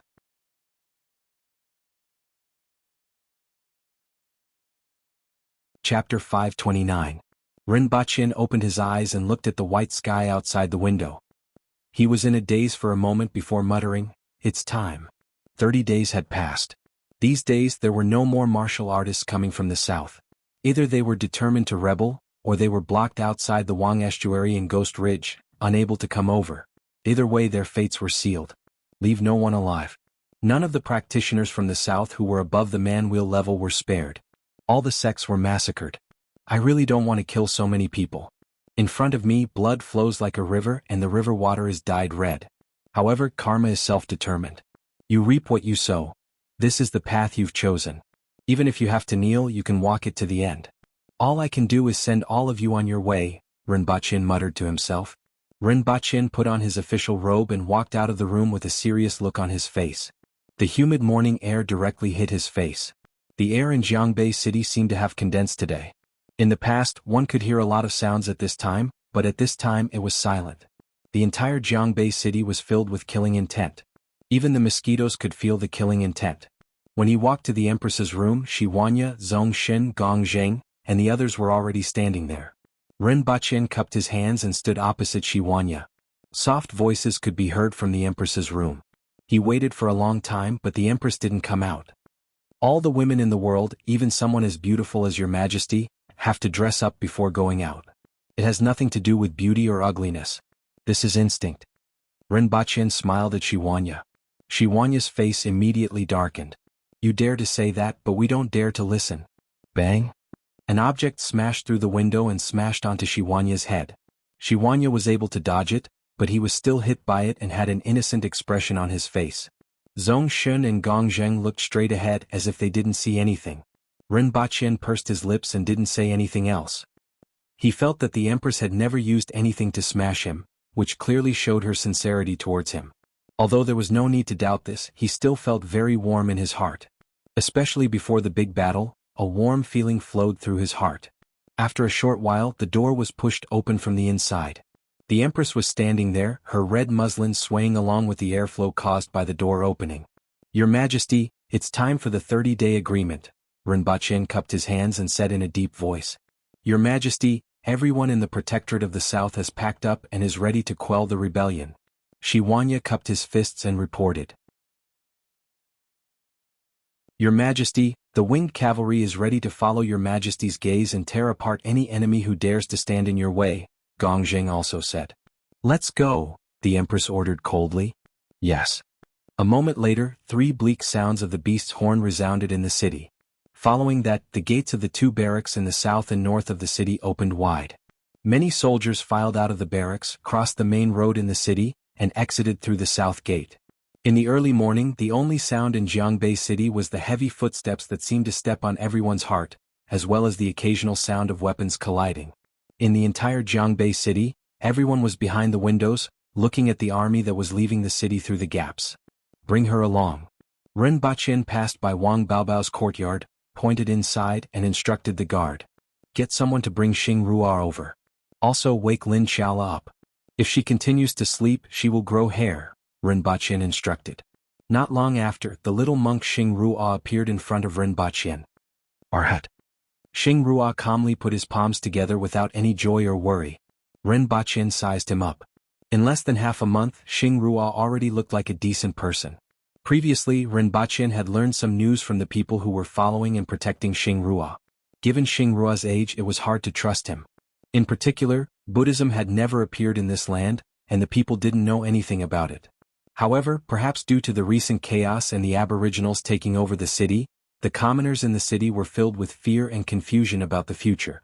Under such circumstances, Xing Ruo had attracted some commoners these days. There weren't many of them, only a few dozen. However, this was already a big step for Xing Ruo. At his age, it wasn't easy to attract a few dozen people to listen to him preach about Buddhism. We are about to set off. Are you coming with us? Rinpoche asked faintly. No, the commoners in this city also need the protection of Buddhism. Xing Ruo shook his head and replied softly. You will have to rely on yourself in the future, Rinpoche said. Xing Ruo nodded gently. Then he raised his head and said pitifully, Arhat, please give me some money. You are just a monk. What use do you have for money? Rinpoche was amused by Xing Ruo's change in attitude. Previously he was still acting like a proper person, but now he was acting like a thief. Have you practiced face changing before? I have to find someone to carve the statue of Buddha first. Otherwise these people won't know what Buddha looks like and who they are worshipping. Xing Ruo said truthfully. I have even drawn the image of Buddha. As he spoke, he took out a piece of paper from his pocket. Rinpoche glanced at it and thought, not bad. If I carve it according to this, they won't know who they are worshipping. Rinpoche asked someone to take some silver and give it to Xing Ruo. Xing Ruo happily took the silver and found someone to carve the statue. After Rinpoche left, he didn't seem to think about promoting Buddhism here alone. Rinpoche didn't see any worry on his face. He called for the two practitioners who had been following and protecting Xing Ruo. You don't have to secretly protect him in the future. Shave your heads and convert to Buddhism, Rinpoche said as he looked at the two men below. Huh. Both of them were stunned. In the future, if someone comes looking for trouble with Xing Ruo, the two of you will handle it. If Xing Ruo comes looking for trouble with others, the two of you will handle it. As for your sect, I'll send someone to inform you. After a few years, when things have settled down here, you can go back. At that time, you can enter the rearguard commandery. Let someone report to me and I will arrange a position for you, Rinpoche said directly, not giving the two a chance to refuse. After he finished speaking, he personally picked up a knife from the side and shaved their heads clean. Two monks with bloody heads were fresh out of the oven. They grimaced in pain but didn't dare to resist. Go, Rinpoche said. The two bowed their heads and retreated. Fortunately, Rinpoche promised to personally arrange jobs for them in the rearguard commandery after their mission, which gave them some hope. After arranging everything, Rinpoche walked out of the door and saw Lin Xiaola leaning against the wall, yawning. There was a moldy smell on her body. The guards in the residence had also packed up their things. Where's Her Majesty? Rinpoche asked. She has already left. Set off, Rinpoche ordered. When he left the residence, there were still some people standing by the roadside waiting for him. The people from the rearguard commandery who were still in the city consciously followed him and set off. There were more than 200 people gathered together. Not far away, Zhucheng and Qingyun's sword stood on the roof with the people from the hidden village and nodded at Rinpoche. Then dozens of figures leaped from rooftop to rooftop and left. These people didn't belong to the rearguard commandery, but they wouldn't stay far away from Rinpoche. In fact, they would even listen to Rinpoche's instructions at certain times. They were considered a group of people with relatively special identities. After Rinpoche set off, the rest of the practitioners finally heaved a sigh of relief. These days they almost didn't dare to breathe here. Now these people had finally left and seemed to have forgotten about them. They hoped that Rinpoche would forget about them forever.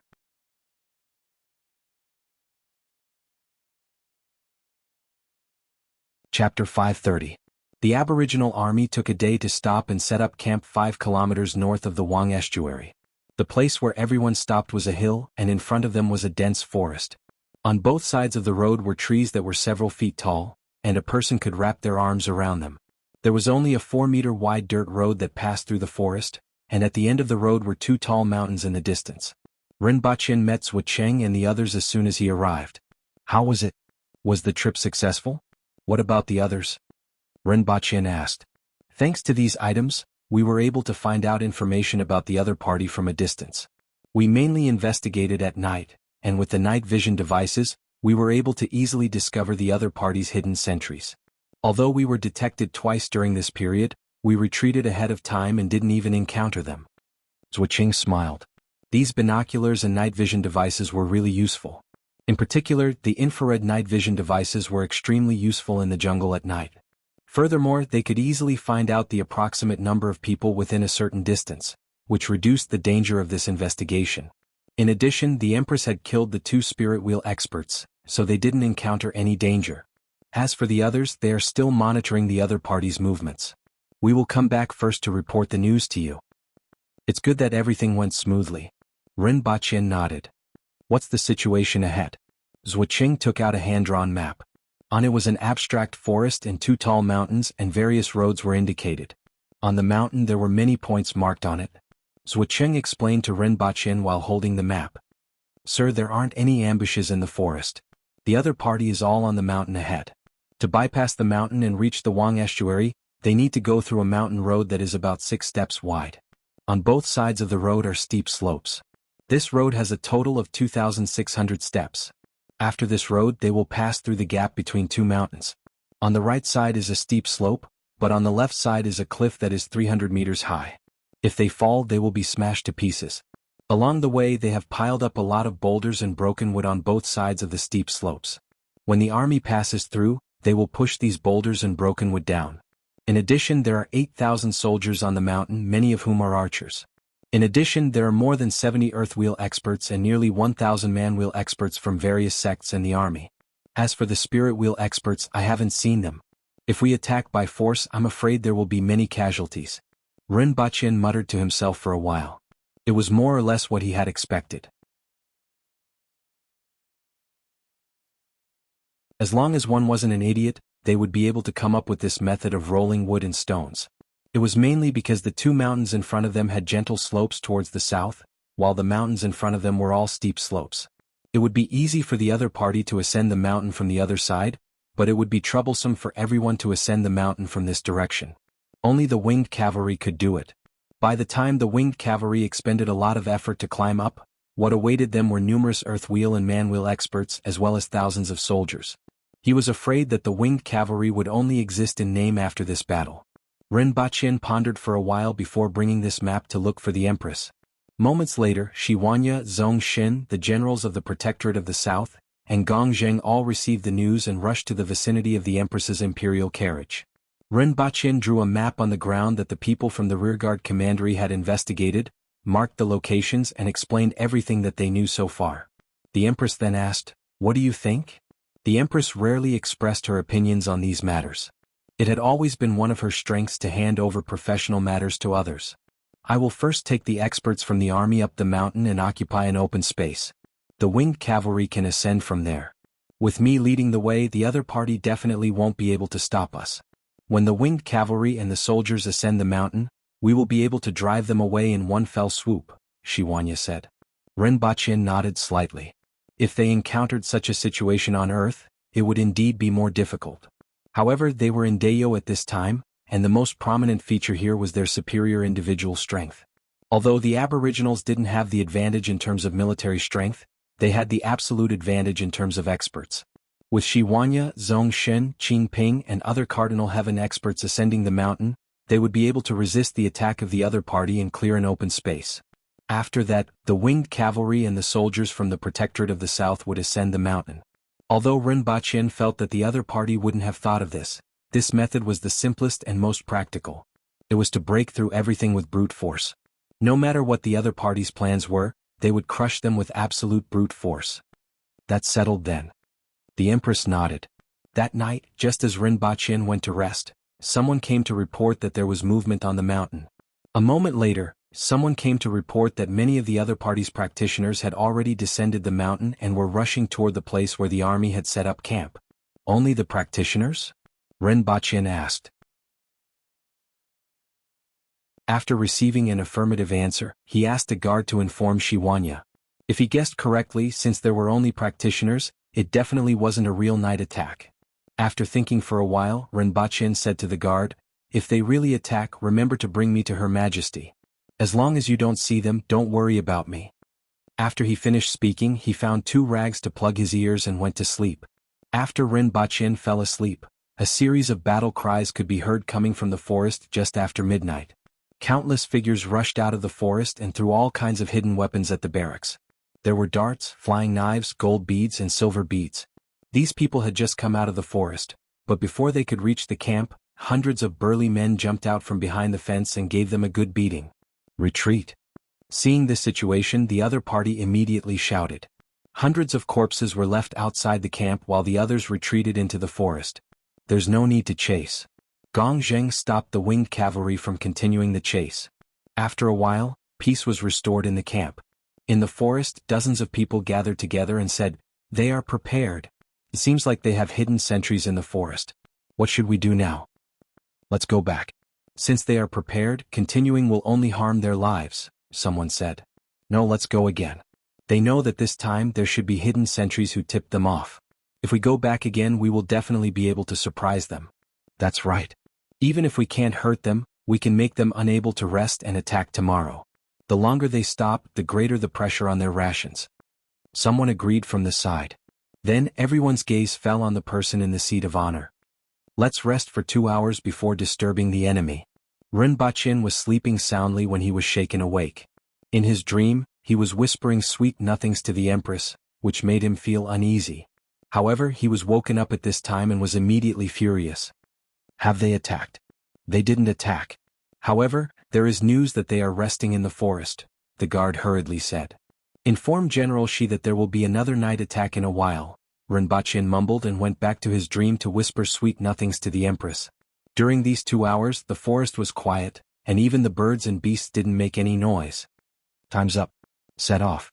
Remember, disturb the enemy, don't fight them, someone in the forest ordered. Then a group of people rushed out of the forest again, and a wave of battle cries could be heard in the camp. Hundreds of sleep-deprived burly men jumped out of the fence and gave them another beating. Another 200 corpses were left behind, and everyone retreated into the forest with resentment. They are obviously prepared. There is no chance for us to attack tonight. Let's go back. As the ancients said, you can do it once, twice, but not thrice. Anything can be done once or twice, but definitely not a third time. I believe the other party thinks so too. They must have hidden sentries in the forest. If we continue to stay here, their every move will be detected. We can let some people go back first and deliberately make the noise a little louder to create the illusion that we have all left. The forest is so dark that we can't even see our fingers. I don't believe that they will know that there are still people here. After a while, 300 to 400 people left the forest with a loud noise. Inform Sir that there are still about half of them in the forest. I'm afraid that they still haven't given up their evil intentions, a person on a tree branch in the distance said as he looked at the red dot in the distance with a night vision goggles. 2 hours later, hundreds of people rushed out of the forest. Darts, flying knives, golden marbles, silver marbles, and a lot of hidden weapons were thrown at the military camp in front as if they were free. Battle cries soared to the sky. In the darkness, no one could figure out how many people were attacking.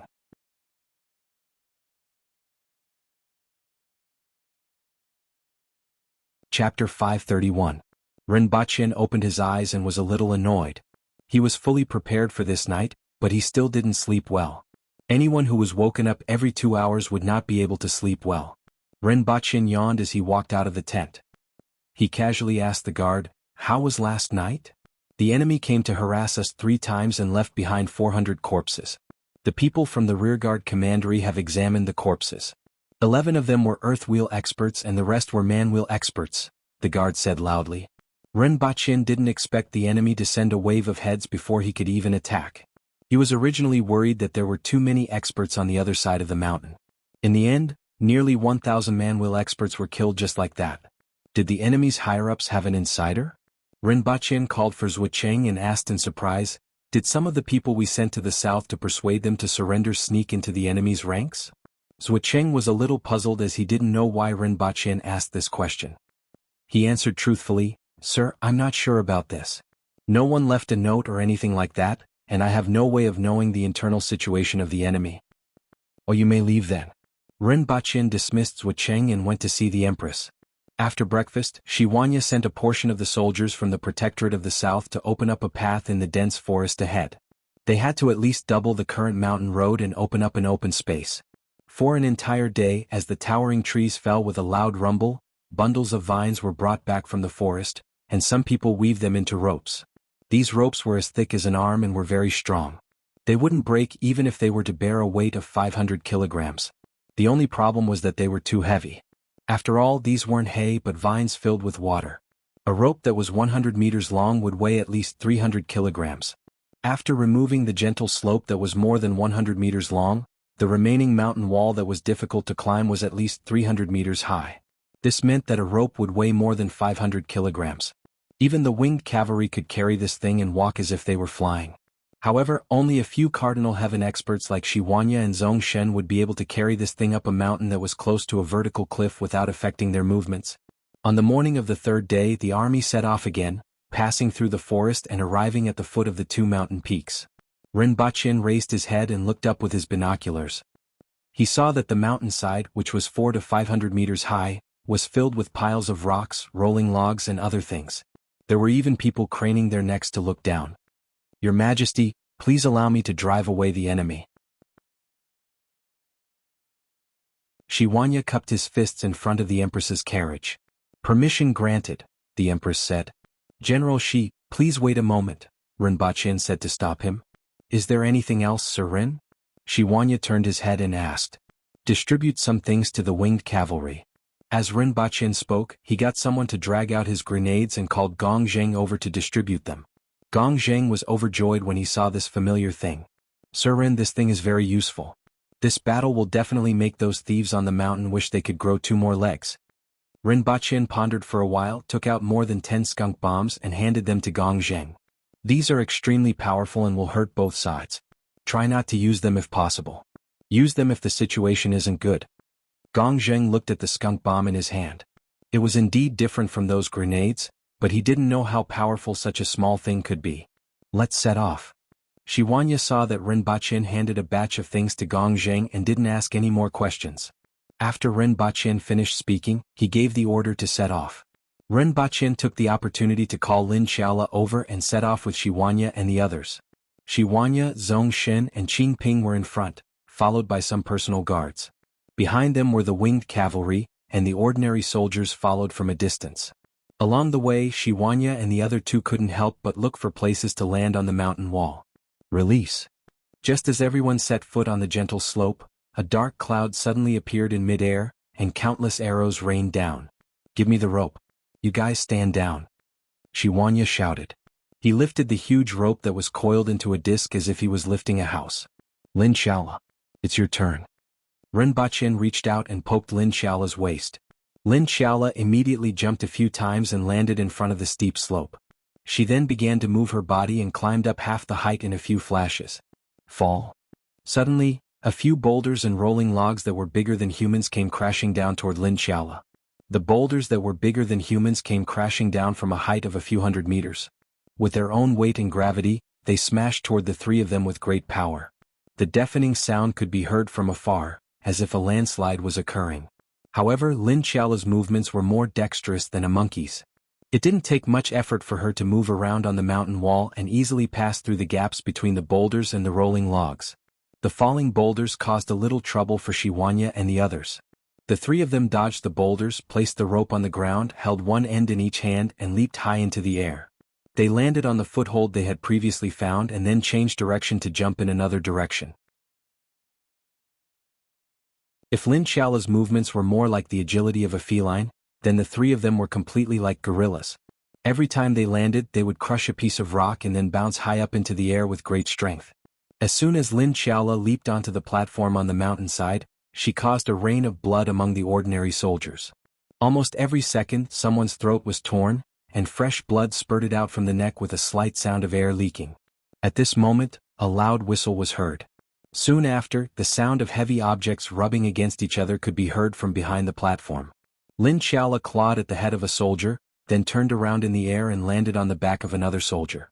She only stayed on him for a moment before she leaped high into the air and pounced toward another soldier. However, she had goosebumps all over her body when she was in midair. This was because she saw a huge creature crawling toward her in front of her. It was a huge python. It was as thick as 2 water tanks and was about 2 meters long. Its entire body was black and yellow, and as it slithered on the ground, it knocked into the soldiers along the way. Many of them immediately heard the sound of bones breaking. Ugh! Lin Xiaola's pupils turned vertical as she lowered her body to the ground. She completely ignored the soldiers who were fleeing in the distance and focused all her attention on the huge python on the ground in front of her. As soon as she saw that thing, she felt as if she had encountered something that she hated. The huge python also stopped in front of Lin Xiaola and raised its head. Its pair of yellow eyes exuded coldness and cruelty. Taking advantage of this opportunity, Shiwanya and the other two arrived at the mountainside and saw the huge python first. The three of them ignored it and split up to find a place to wrap the rope. However, at this moment, a reddish-brown figure pounced toward Shiwanya like lightning. It waved its arms in the air and smashed toward Shiwanya. Boom!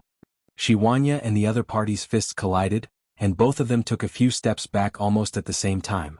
Shiwanya fixed his eyes and saw a monkey with reddish-brown long fur, which was about the size of a human, baring its teeth at him. One had to know that Shiwanya's strength was more than 2,500 kilograms, but this monkey was able to fight evenly with him. It was truly shocking.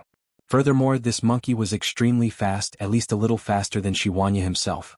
He had been stationed in the south for more than 20 years, but he didn't know that there was such a strange beast in Tianjin Basin. At this moment, Zongshen and Qingping were also surrounded by 6 people.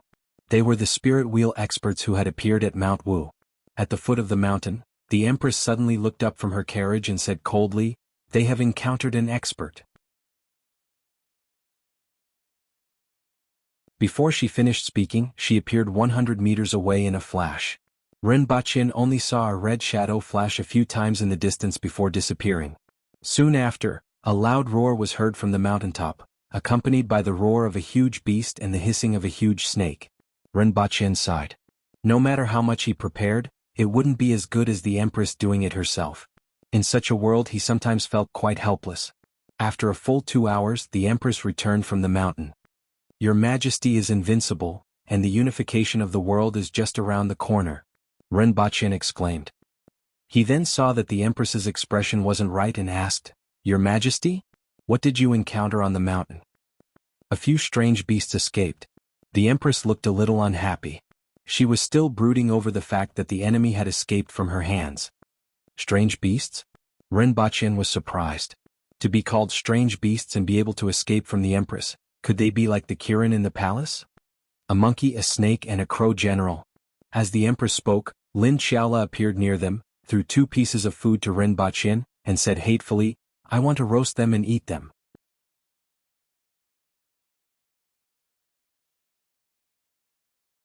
Chapter 532. The crow general was actually a type of bird.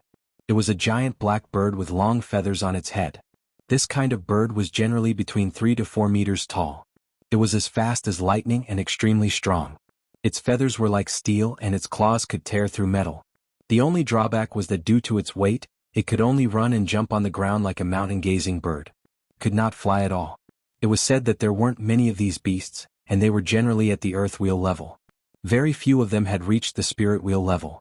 However, the one that the Empress encountered on the mountain was stronger than an ordinary spirit wheel expert, which was considered rare.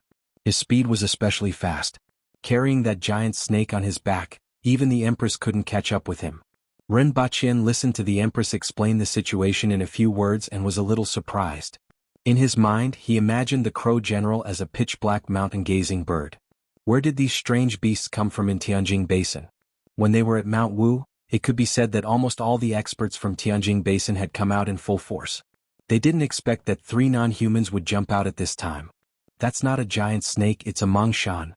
Lin Xiaola corrected the Empress seriously. "You know about it?" Ren Baqin was even more surprised. Saying that Lin Xiaola ate, slept, and ate after she was full was a completely true description. Furthermore, he had been staying in the palace ever since he was picked up. Other than coming out with him a few times, he had basically never come into contact with the outside world. It was truly surprising that he knew about this exotic beast. Why is it called Iron-Head Mongshan? Is it because their heads are more iron-headed? For some reason, Ren Baqin found this name very interesting. Anyway, that's his name.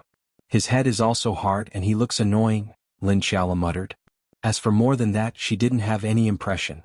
However, when she saw the giant snake, this name naturally popped up in her mind. "Roast it for a while longer and sprinkle some wine on it. Otherwise it will taste sour," Lin Xiaola added after thinking for a while. Ren Baqin put the snake meat aside and asked someone to bring Zhuo Cheng and Qingyun's sword over. "Greetings, Your Majesty." Both of them cupped their fists at the Empress, nodded at Ren Baqin and asked, "Sir Ren, are you looking for us? Do you know what happened on the mountainside just now?" Ren Baqin asked. "Experts are fighting." The two of them turned to look at the Empress as they spoke. "Do you know about the crow general, Mongshan, and a monkey with long reddish-brown fur?" Ren Baqin asked.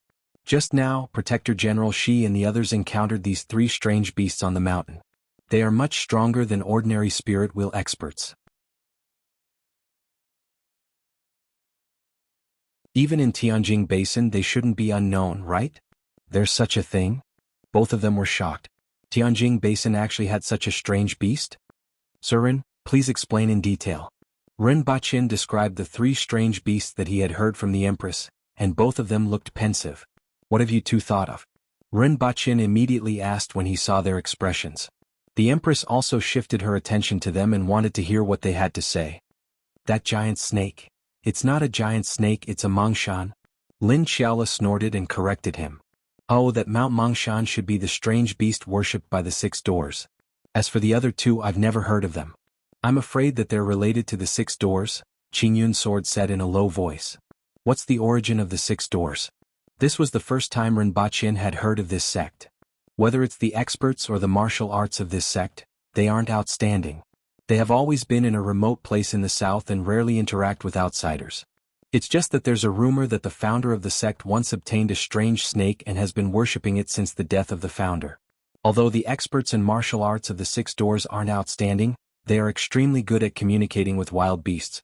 It's called the 6 doors, but in fact it should be the 6 beasts.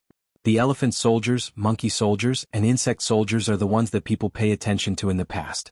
Although they aren't strong, they are extremely difficult to deal with. In particular, most of the insect soldiers are highly poisonous insects, and anyone who gets hit will die immediately. Back then, the southern metropolis wanted to recruit the 6 doors but was rejected. Your Majesty, did you see anyone wearing a brightly colored feather crown on the mountainside? Zhuo Qing asked. The Empress remained silent as if she hadn't heard anything. Ren Baqin knew from her expression that she definitely didn't care about the people on the mountaintop. Otherwise, with the Empress's photographic memory, well, he couldn't make it up anymore. Did you see them? Ren Baqin asked Lin Xiaola. I only saw that iron-headed mountain, Lin Xiaola mumbled, then yawned and said, I'm going to sleep for a while. Wake me up when the meat is ready.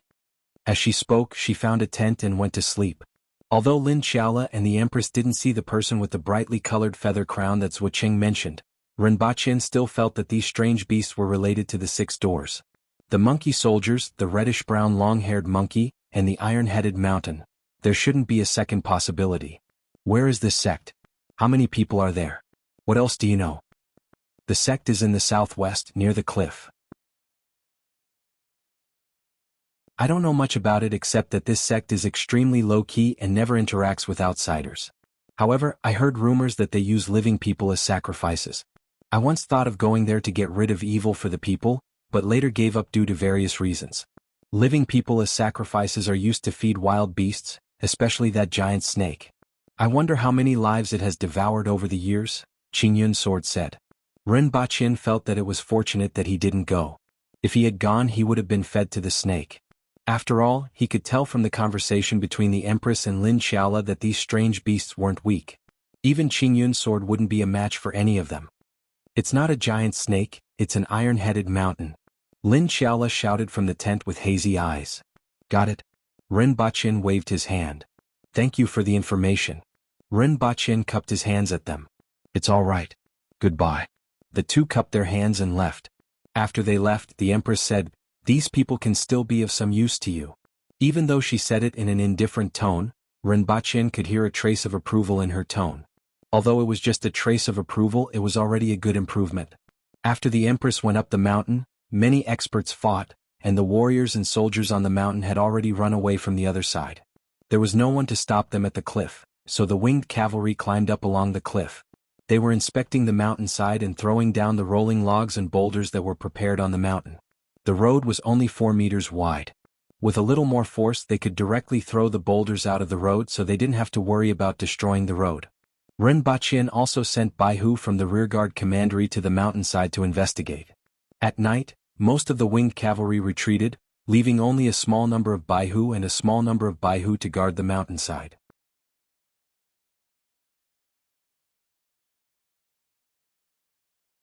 Chapter 533.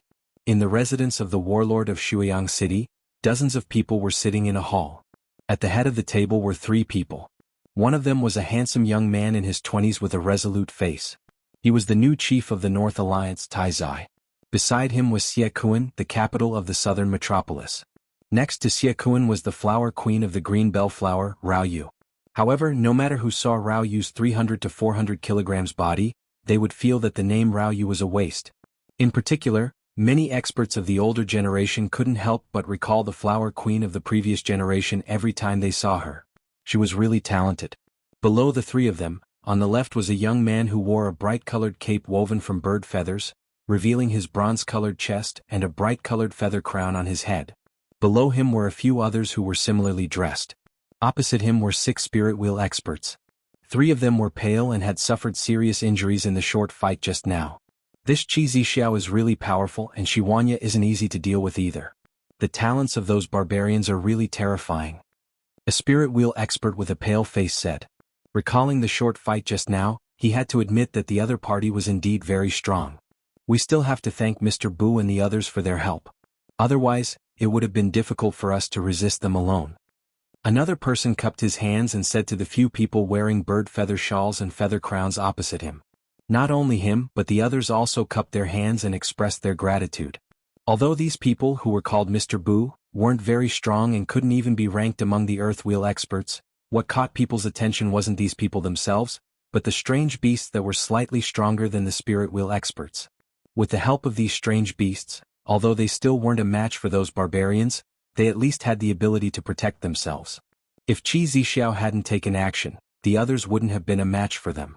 Before Xie Kun invited these people, no one expected the 6 doors to be so powerful. Everyone had always regarded them as a small sect that was proficient in communicating with and domesticating beasts and insects. Although this was true in some ways, the strength of the strange beasts in the 6 doors was too unexpected. What was even more puzzling was that the 6 doors clearly had such powerful strength, so why did they hide in a corner and not reveal themselves at all? Qi Zixiao is indeed very powerful.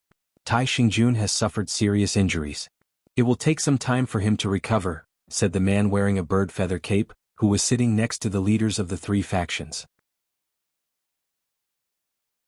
Xie Kun understood and said, I will provide some sinners to Mr. Bu to heal Tai Xingjun's injuries as soon as possible. Mr. Bu can rest assured. A smile appeared on Mr. Bu's bronzed face. Tai Xingjun's self-healing ability was actually pretty good, but he would recover faster if he ate more people. The others acted as if they did not hear Xie Kun's words. Those barbarians thought that they had won this battle, but they probably didn't expect to fall right into our trap. We wanted them to think that the rolling logs and rocks were part of our plan so that they would lower their guard. If we succeed this time, Mr. Ning will have done a great service. Another person laughed. If it wasn't for Mr. Bu, I wouldn't have been able to do this even if I thought of it. A young man with a bashful smile was sitting next to a few spirit wheel experts. He looked to be about 25 or 26 years old and wasn't very strong. However, he was sitting below a few spirit wheel experts and above the generals of the major factions. From this, one could see Mr. Ning's status. Speaking of which, I still have to apologize to Mr. Ning. Tai Zai smiled. It's alright. This matter was really unexpected. I didn't expect that gigolo to impersonate someone from the Yun Nation and sneak into your midst. Fortunately, it didn't cause too much trouble. Mr. Ning laughed. Speaking of this matter, everyone's expression immediately became strange. Not only did it cause trouble, but it was also huge trouble. Thinking of the suffocating smell from those days, everyone couldn't bear to look back. At this time, the side of the mountain near the mountain path has almost been hollowed out. As long as they pass through there and let the death warriors break the support left behind, half of the mountain will collapse. Even the winged cavalry will find it difficult to escape such an earth-shattering change. Even if Qi Zixiao is fine in the end, do you think she can take down the 3 River Valley by herself? Mr. Ning smiled somewhat contentedly. Mr. Ning is right. In this battle, Mr. Ning and Mr. Bu are the main contributors. After Xie Kun finished speaking, the entire hall burst into laughter. When the time comes, we will teach those traitors a lesson. I didn't expect the dignified Qin Yun sword to be the first to surrender to the barbarians. Someone said resentfully and many others echoed him. Wait until they survive the earth-shattering disaster. Someone laughed. That's right. Your Majesty, the meat is ready. It's time for dinner. Ren Baqin sat in front of the fire and shouted toward the carriage not far behind him. At this moment there were a few pieces of mutton on top of the fire. After being sprinkled with spices, they emitted a fragrance that made many people secretly salivate. Ren Baqin smelled the aroma and said, with my cooking skills, even if I were to become a chef, I would still be at the level of an imperial chef. As he spoke, the Empress sat down beside him with a wine bottle in her arms. Your Majesty, eat while it's hot. Ren Baqin took a piece of mutton that was full of holes and placed it on a plate for the empress. Just as the empress was about to reach out, she suddenly felt something and turned her head to look behind her. What a fragrant smell! A voice came from afar. Who's that? The surrounding guards immediately drew their swords and looked in the direction of the voice. However, Ren Baqin was surprised to find that there were two more people beside him. One of them was an old man or perhaps an old beggar. His hair was a mess and he had a messy beard. There were a few pieces of rags hanging on his body, and only his pants were slightly intact. However, the pants below his knees were missing and there were a few holes on them. Beside him was a woman dressed in a flowery embroidered robe. She had a bewitching face and a flower in her hair. This lady looked somewhat familiar. Sir Ren, sorry to disturb you. The lady looked at Ren Baqin coquettishly, but her eyes seemed to contain water and were sparkling. Ning Kaichin? Ren Baqin was surprised. That's me. However, I have already changed my name to Ning Kaichin, Ning Kaichin said coquettishly. Who is this? Ren Baqin looked at the old beggar, who had already taken a piece of lamb from the fire and was wolfing it down, completely ignoring the empress's cold gaze. Could this person's surname be Hongqi? Who are you? Many guards surrounded the fire with swords in their hands. All of you can leave. The empress stared at the old beggar and waved her hand to drive the guards away. I'll treat you to a drink. The empress threw the wine bottle to the old beggar, who unceremoniously raised his head and drank a mouthful, exclaiming, "Good wine." Ren Baqin felt that there was something wrong with the empress's reaction. One had to know that the empress had always been domineering and fierce. Now that someone had eaten her barbecued meat, she actually gave him wine to drink? After eating my dinner and drinking my wine, you will show me the strength of the world's most powerful expert, the empress said after seeing him drink half of the wine in one gulp. The world's most powerful expert? Ren Baqin's voice almost pierced the sky, showing how surprised he was. The third most powerful expert in the world was Li Yuanzhu, and the fourth most powerful expert was Tingyu, who was now the empress. Only the first and second most powerful experts in the world were rarely heard of. It was said that these two people hadn't appeared in the world for decades. If they weren't on the list of the world's most powerful experts, many people would have thought that they were long dead. She didn't expect this old beggar to be the world's most powerful expert. Ren Baqin didn't think that the empress would recognize the wrong person, especially the world's most powerful expert. However, why was Ning Kaichin with him? Ren Baqin looked at Ning Kaichin with doubt in his eyes.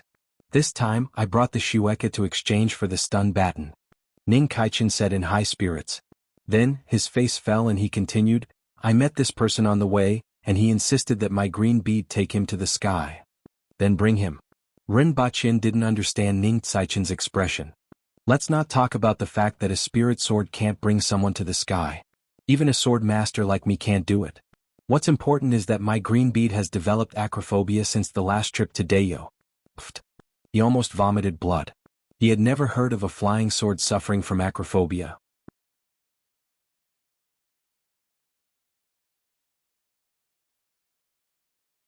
Chapter 534. The Empress, Ren Baqin, and Ning Kaichin stopped after exchanging a few words. They sat by the bonfire and looked at the number one expert in the world stuffing mutton into his stomach as if he hadn't eaten for a few months.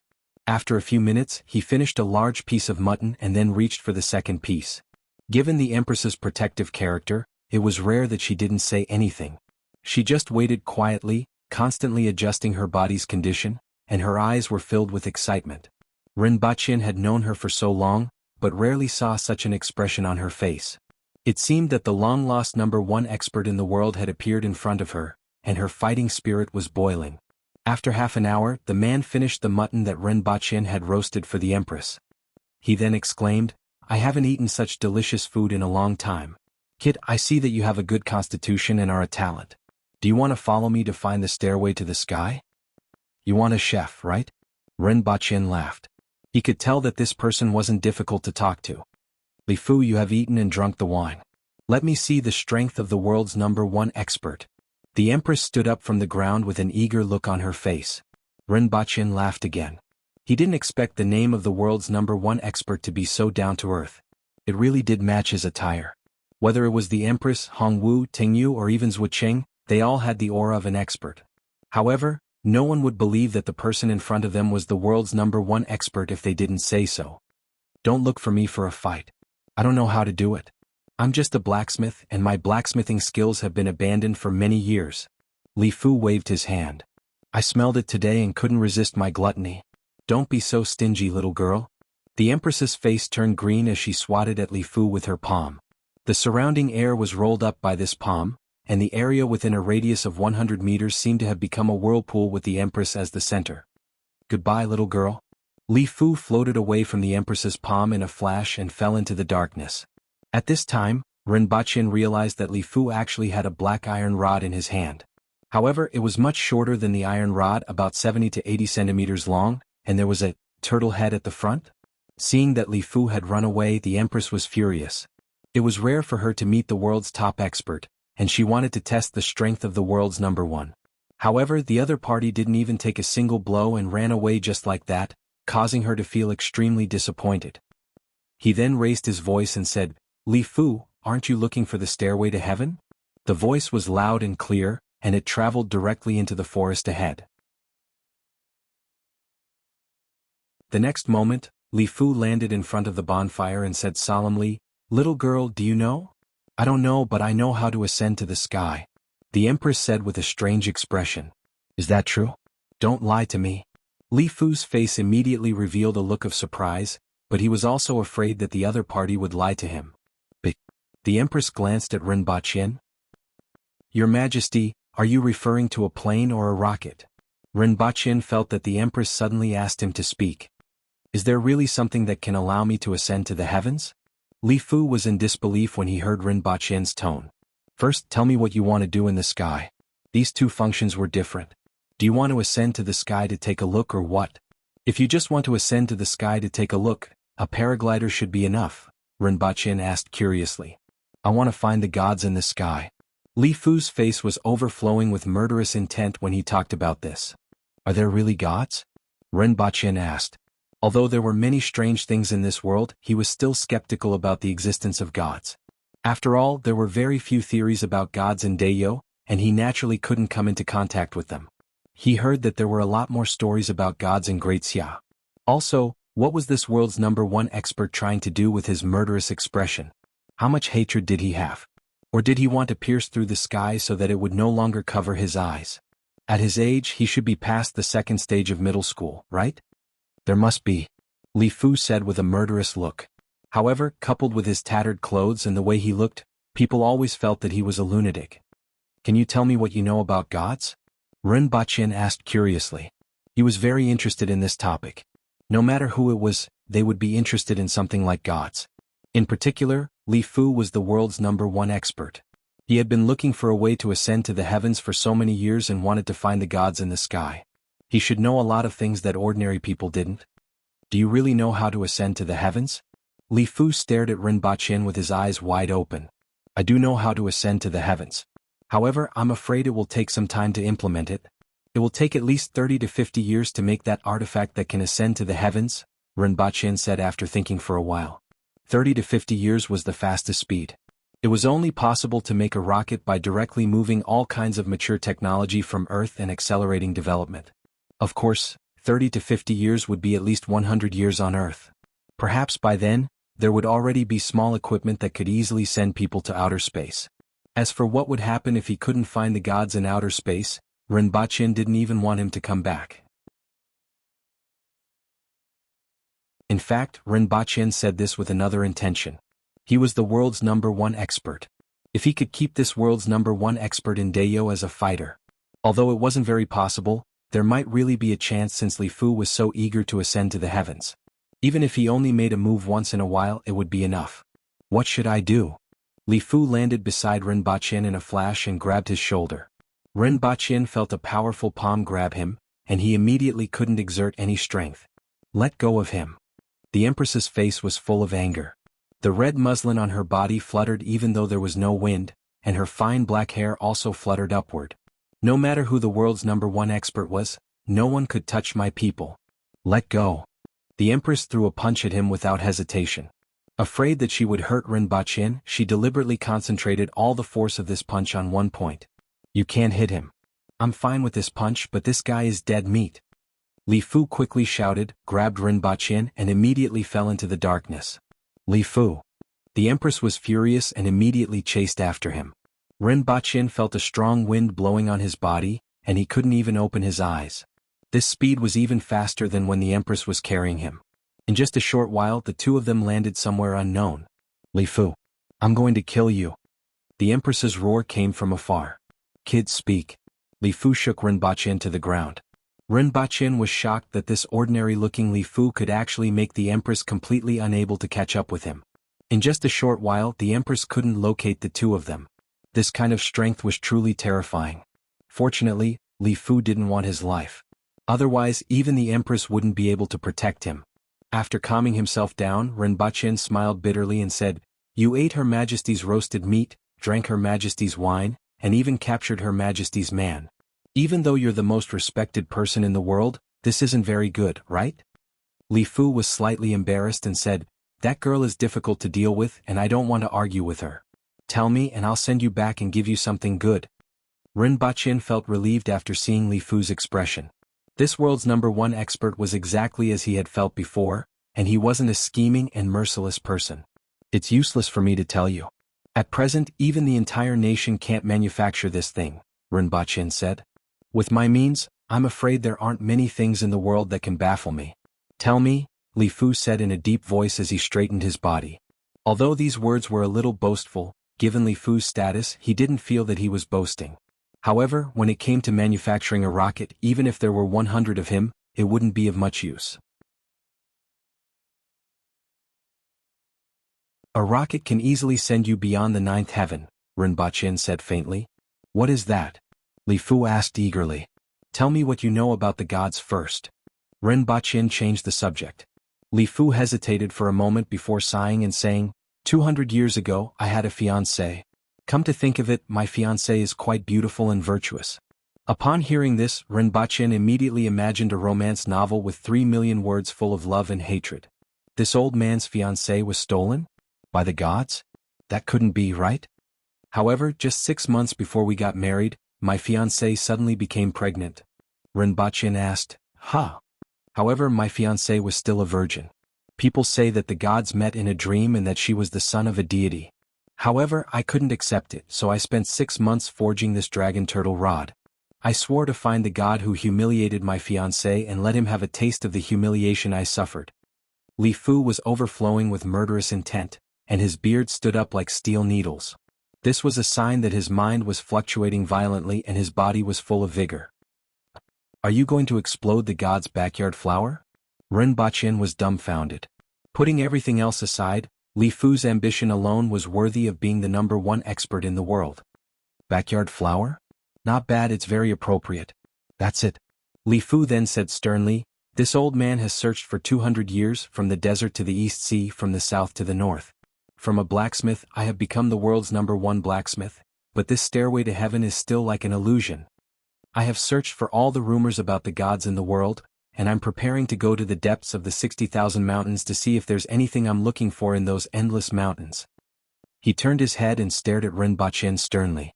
"Kid, if you can do this, I'll give you great benefits. If you lie to me, no one in the world will be able to protect you." Ren Baqin opened his mouth and was a little dumbfounded. The hatred of this #1 expert in the world was so deep that he really didn't know what to say. After thinking about it, Ren Baqin decided not to tell Li Fu about his speculation about whether his fiancée might have been swimming or falling into the water when someone happened to shoot her. Ren Baqin was afraid that this blow would be too big. The other party had searched for 200 years. According to the other party, he was originally a blacksmith, but in these 200 years he became the #1 expert in the world. He gave up everything, fame, wealth, beauty and all the good things in the world, all for the sake of revenge. You're tuning in to the Han Li's Wuxia Chronicles YouTube channel. We're so grateful for your support, and don't forget to subscribe to join us on this incredible journey through captivating stories. Your generosity through donations truly makes a world of difference, as it's the primary source of revenue that allows me to expand and enhance this channel for you. Thank you from the bottom of my heart for being a part of this adventure.